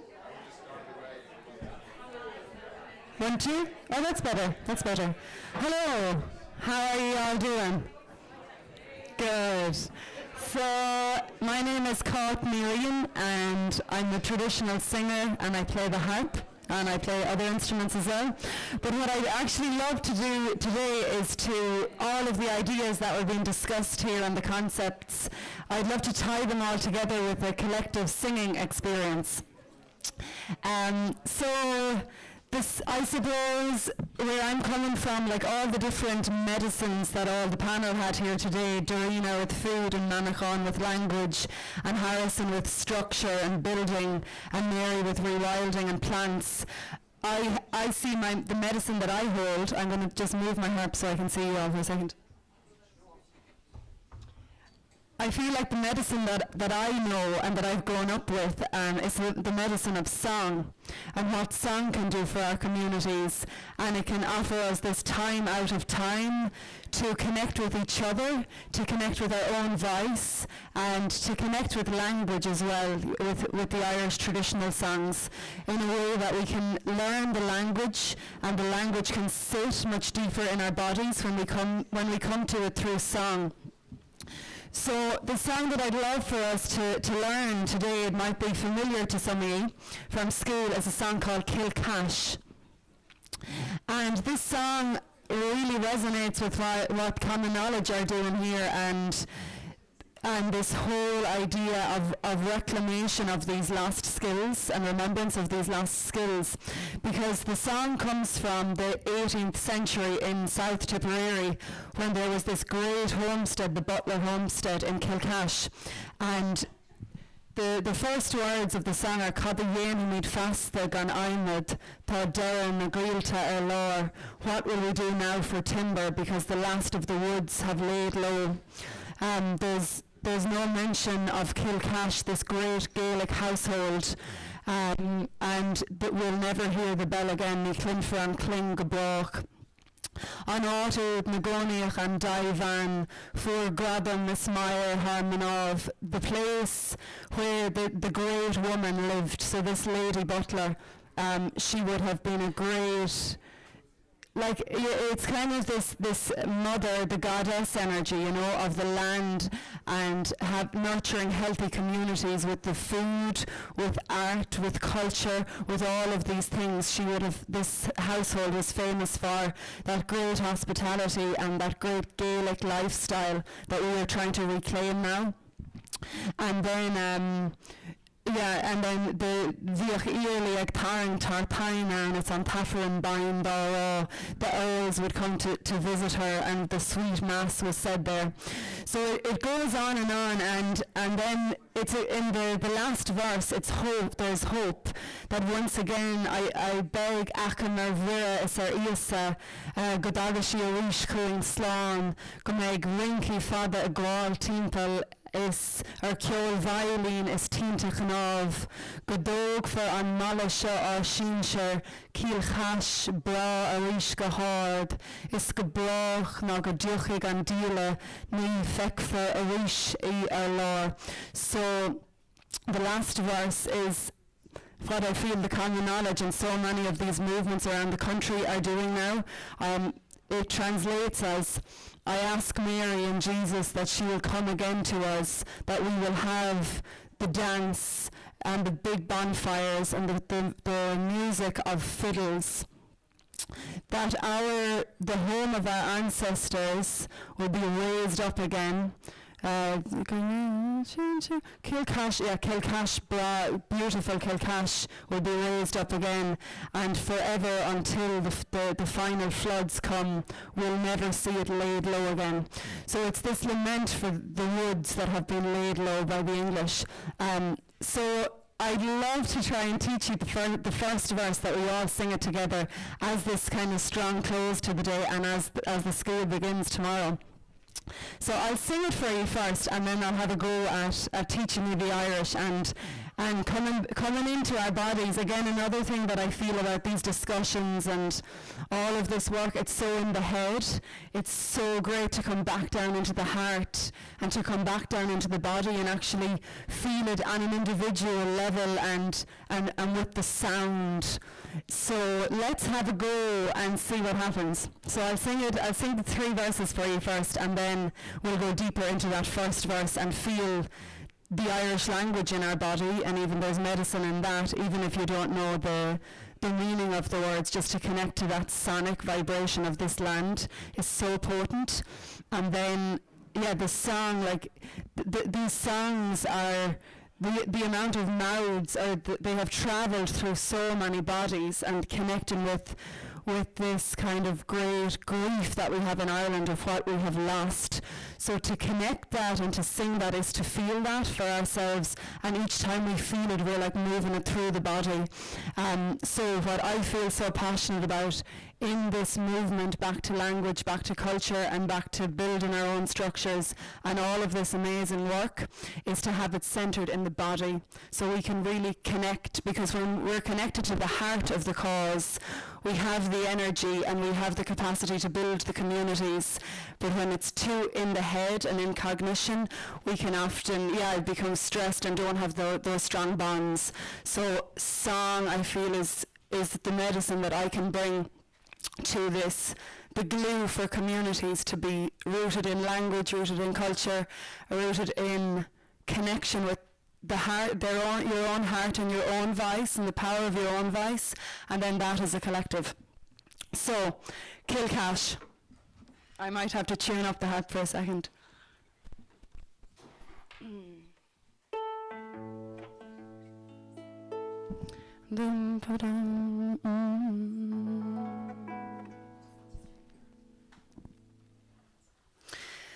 Cardaíon a méid fasta gan áimid, tá dána gailtha lár. Níl trocht ar Kilcash ná tailech,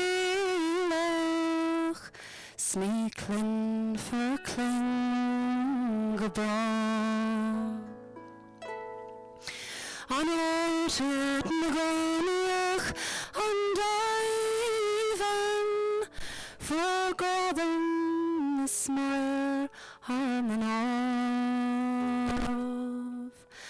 Bíoch early ag taringt ar tainin, is an taffer an bain Ní clunam fum lachen nó gan,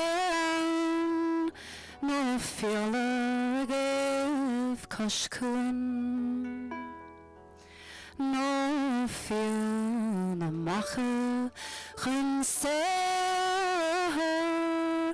huach mil agus caird an tlú. Níl ceol bín leis na nain, le haver chun le galún. nó an cúchaí na mara na ngegan ó sí chuir an sil chun son.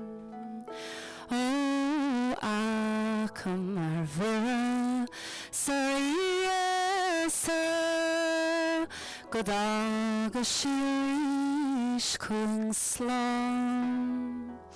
Go negring ca fad a gold timple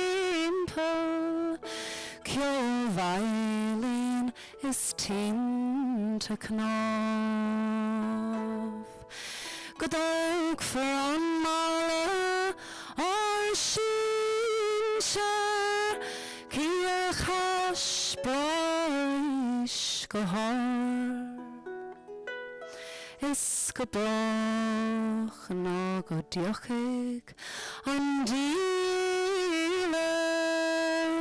ní feic faris lár.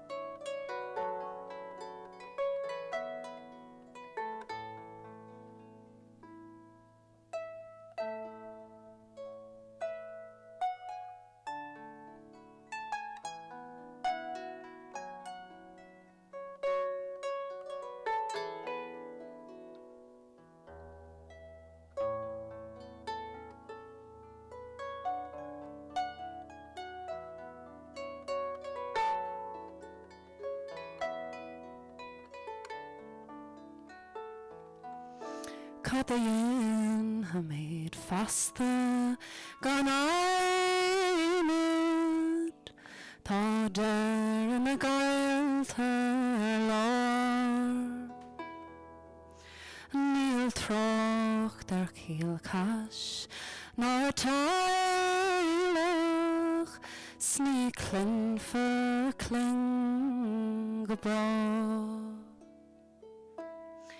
An ortud na goniach an daivan for gradam is mar harman Fiach early ag taringt ar tainan is an tafar an bain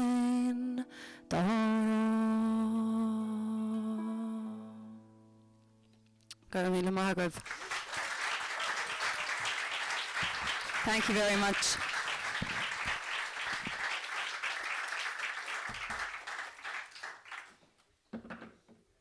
So, are you in the mood for a bit of singing? Yeah? Brilliant. All right, so I'd love to just bring us down into the bodies first with a few mantras. So if you feel like you want to stand or sit on the floor or whatever, you make sure to use the space and come down.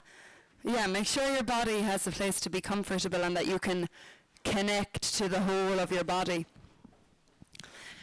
So we're going to quickly chant. I teach yoga as well, and I'm into the whole yogic world. So we're going to chant a mantra that's associated with each of the chakras quickly, just to bring the sound down into the body, because a lot of us have singing wounds, or we don't feel like our voice, we get all up in our head about our voice.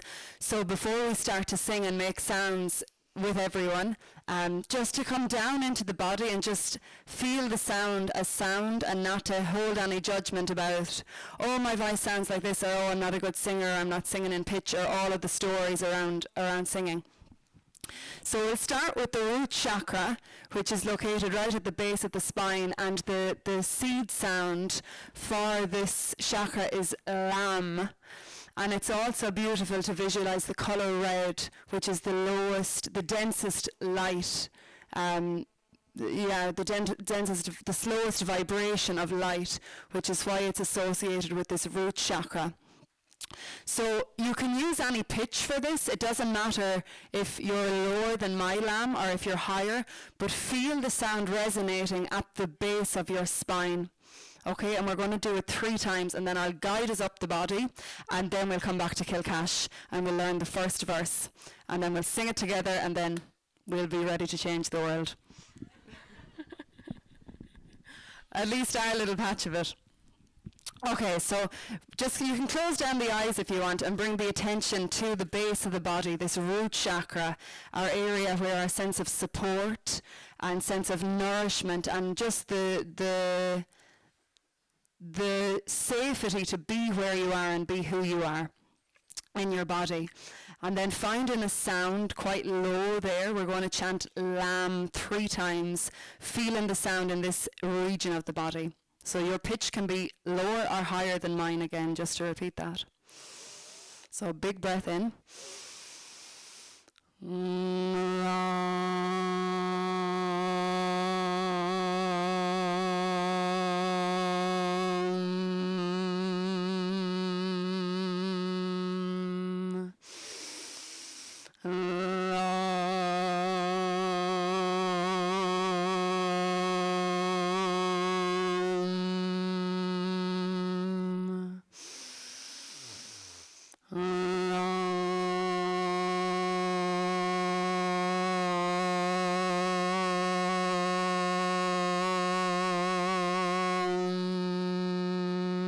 Beautiful. Then we'll travel up to the second chakra, which is located around 3 inches below the belly button.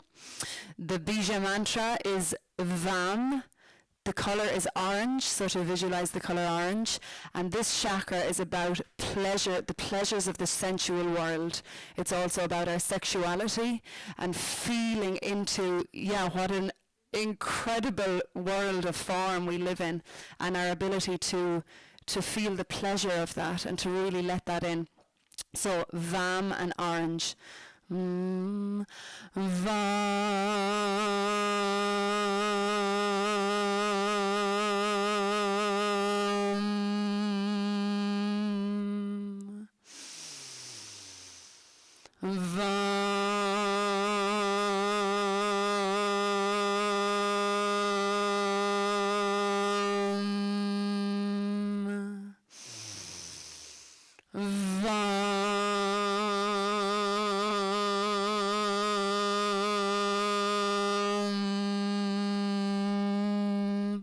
Gorgeous. Okay, we'll move up quickly to the solar plexus, which is around 3 inches above the belly button.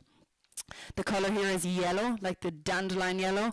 This is about self-will and fire and the will to, move up from just the pleasures of the world into actually coming into inspired action. So feeling into your own fire and what you can do in your own community, and focusing your attention at that part of the body. The seed sound is Ram, and this bright yellow color. Ram.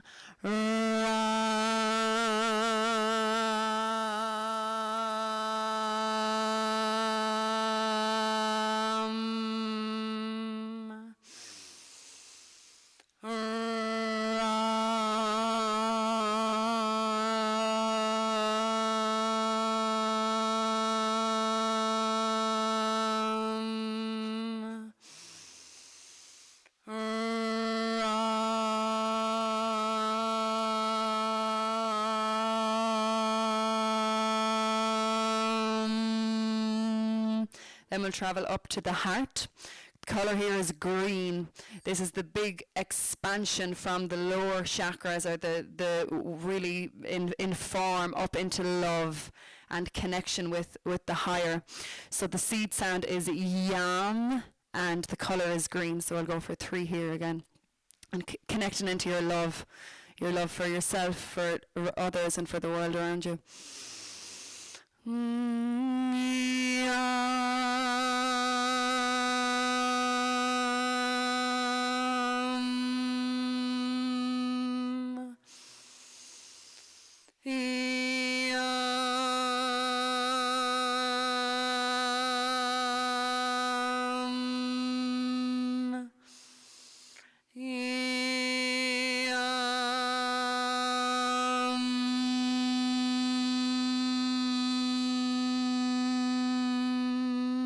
Then we'll come up to the throat. The colour here is sky blue, and the Bija mantra is Ham. This is where our heart, the love of our heart and the fire will come up into expression in the world, and our true voice, and that which is our unique gift to our communities. So feeling into all of that, and then we'll imagine the sound reverberating in the throat.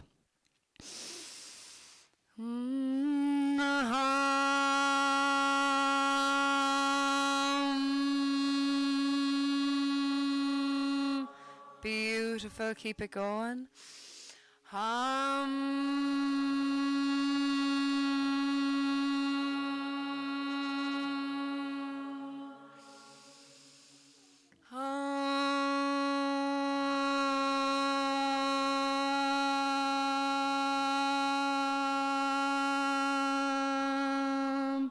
Magic.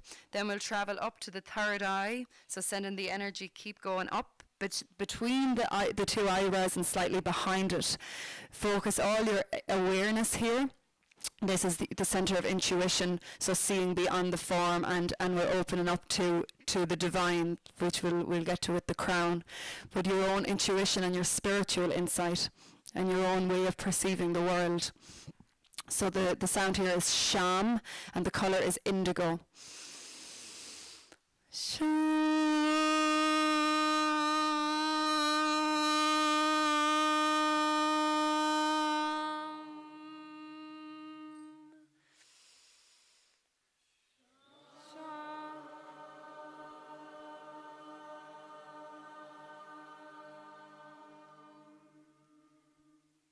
Now one more time.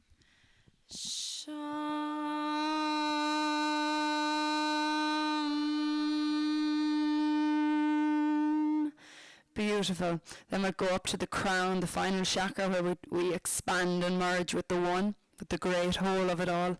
The colour here is violet, which is the closest light in the spectrum of light, closest to white. And the seed sound here is which in Sanskrit it's what the whole universe came from, the sound So again, thinking of the power of sound to create, when we bring our true voices out into the world, how powerful that is. So violet, and the crown, the top of the head.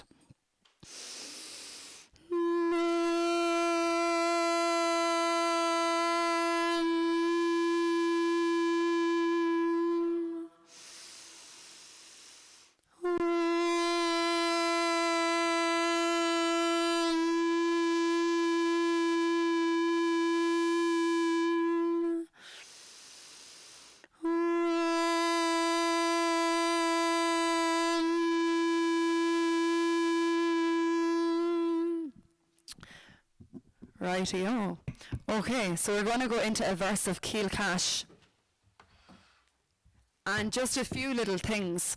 It doesn't matter if you don't have the Irish. Just let this land and wash in your body. If you don't feel like you're saying the words correctly, doesn't matter. Just let it all wash, and let just the sound, what you're getting back when I speak the line, what's coming back to you, just let it wash. Let it wash through the body. We'll keep ourselves in the heart and not to get too much into the head. So the first line, Cad the yen hamid fasta gan aimed, you can repeat it after me.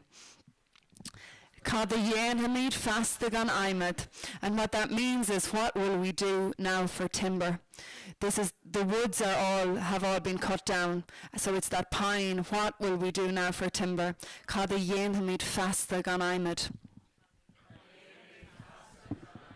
So the found, the melody that goes with it.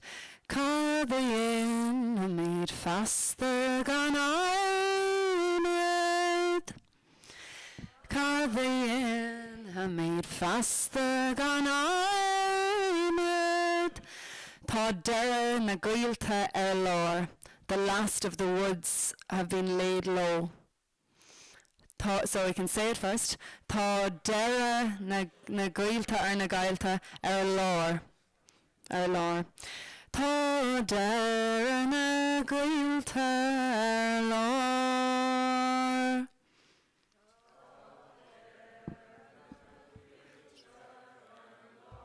Beautiful. So, and those two lines. Cad the yin faster gan I tá Darina lár. Níl trocht Kilcash ná a Hailach. There is no mention of Kilcash, this great household that was there, or the household. No, níl trocht Kilcash ná a Hailach.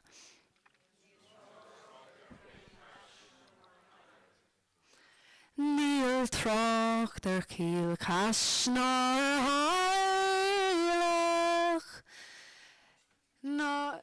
Yeah. Lanag. Níl trocht Kilcash ná Hailach. Is ní clind for a cling go broch, and its bell will never be heard again. Is ní clind for a cling go broch. Yeah, lovely. Is ní clind for a cling go broch. Okay, we'll take those 4 lines. And again, really feeling into the sentiment.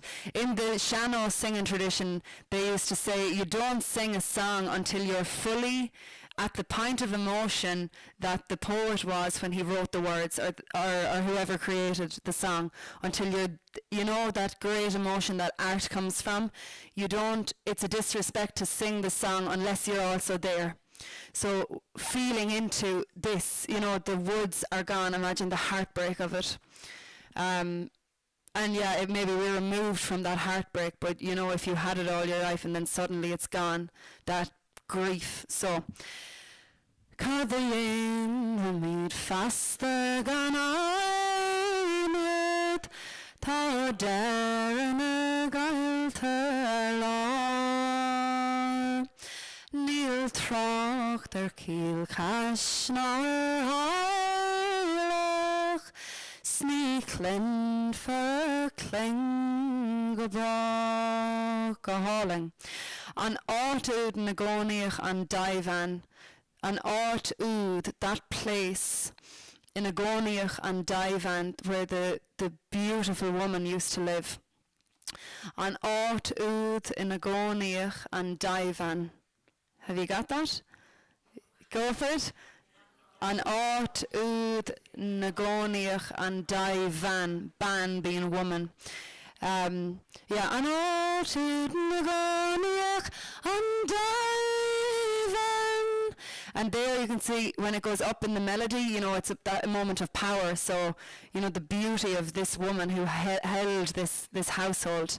So you can kind of give that socks when you get up there. An art oud na gcónaíoch an Daivan. For Gradam is Meyer Harmono. For Gradam is Meyer Harmono. So who had the accomplishments and happiness kind of beyond measure amongst women, a woman amongst women. Yeah, this lady Ive. For Gradam is Meyer Harmono. Bhíoch early ag tarring tartainán. Earls used to come over the sea to see her. Bhíoch early ag tarring tartainán.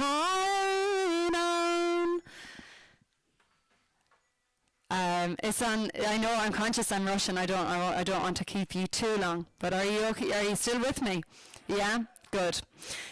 So August is on Taffer and Bain Dara. So and the sweet mass was said there. So yeah, again with this, it's whatever your associations with mass is, it's where they had that connection to spirit or to something greater that we don't, or maybe we do individually, but collectively these structures have really broken down for us. So that in the verse to really, when you're singing it, to really feel the loss of these structures of a connection and the woods and the connection to the greater whole that is present in this song. So those last 4 lines, let's just do them on a loop for a little bit, just to really feel them in the body, and then we'll do the whole verse a couple of times. So to speak them first. An áit úd in a gcónaíoch an daibhean fuair gradam is mair harmaná bhíoch íorlaí ag tarang tartain ann is an tafar an bain árá. An áit, and again, if you don't, just let them wash through you and just sound it out. An áit úd na gcónaíoch an daibhean fuair gradam is mair harmaná bhíoch íorlaí ag tarang tartain ann is an tafar an bain árá. An áit úd na gcónaíoch an daibhean fuair gradam is mair harmaná bhíoch íorlaí ag tarang tartain ann is an tafar an bain árá. An áit úd na gcónaíoch an daibhean fuair gradam is mair harmaná bhíoch íorlaí ag tarang tartain ann is an tafar an bain árá. Go háling ar fad. You're a very musical bunch. You're all gorgeous singers. Okay, so we'll do the whole thing. How are we doing for time? Grand. See, singing is the time out of time, you know. When you get into a singing session or a good trad session, or if any of you are musicians or artists, when you get into the flow, the hours or the time goes, you know, so this is the magic of it. So, Cadéan made fasta gan aimed from the top, and we'll sing it maybe 3 times, and again feeling into the emotions. Don't worry if you miss a word here or there, just hop back on or hop into the sound of it, you know. And yeah, feel it from the heart. That's the big thing with singing. Your audience will only ever feel it as much as you're feeling it. So we'll go for it 3 times. So I hope this key is all right for everyone. It seems like you're doing all right with the key. It's not too low or too high. Cadéan made fasta gan aimed tá Darina gailte lár níl trocht ar cíl casnar hailach Nis níclinn verkling go brach an áitud. An áitud na gcónaíoch an daibhean fuair gradam is mair harmaná bhíoch íorlaí ag tarang tartain ann is an tafar an bain árá. Cadéan made fasta gan aimed tá Darina gailte lár níl trocht ar cíl casnar sníclinn verkling go brach. An áitud na gcónaíoch an daibhean fuair gradam is mair harmaná bhíoch íorlaí ag tarang tartain ann is an tafar an bain árá. Or bhain Cadéan made fasta gan aimed tá Darina gailte lár níl trocht ar cíl casnar Clin for Klingelbrach. An o Tuten Goniach and Ivan for Gradam Smile Harmon. Wir keerly eg tarrant har tarnan is an tafern bain Chanel. So, well done to you. That was beautiful. So that's all. There's lots more verses in the song, and it's a great hopeful song at the end, even though that verses has a real lamentation quality to it. So yeah, if you want it all, look it up if you want to learn more of it, because it's a really powerful song that I feel encapsulates the vision that we're all having now, to do all our own little projects and schools and all of that. So yeah, and that's it. That's really as well the song, to sing ourselves. Another thing is the singer is now up on stage, and people are musicians or singers when everyone is a singer and everyone was a musician and a dancer. So to bring music back into the community, because it's a real medicine and a real therapy for us all. So gur mil magrif Brentanavas and Skull agus Kime Shivek and Gyolchorn Beder Nisteni. So I'll see you maybe later on at the concert if you're coming, but if not, enjoy the couple of days, or enjoy all of the beauty and the wisdom that's been shared. So, you're Amelia Margaret. Thank you very much.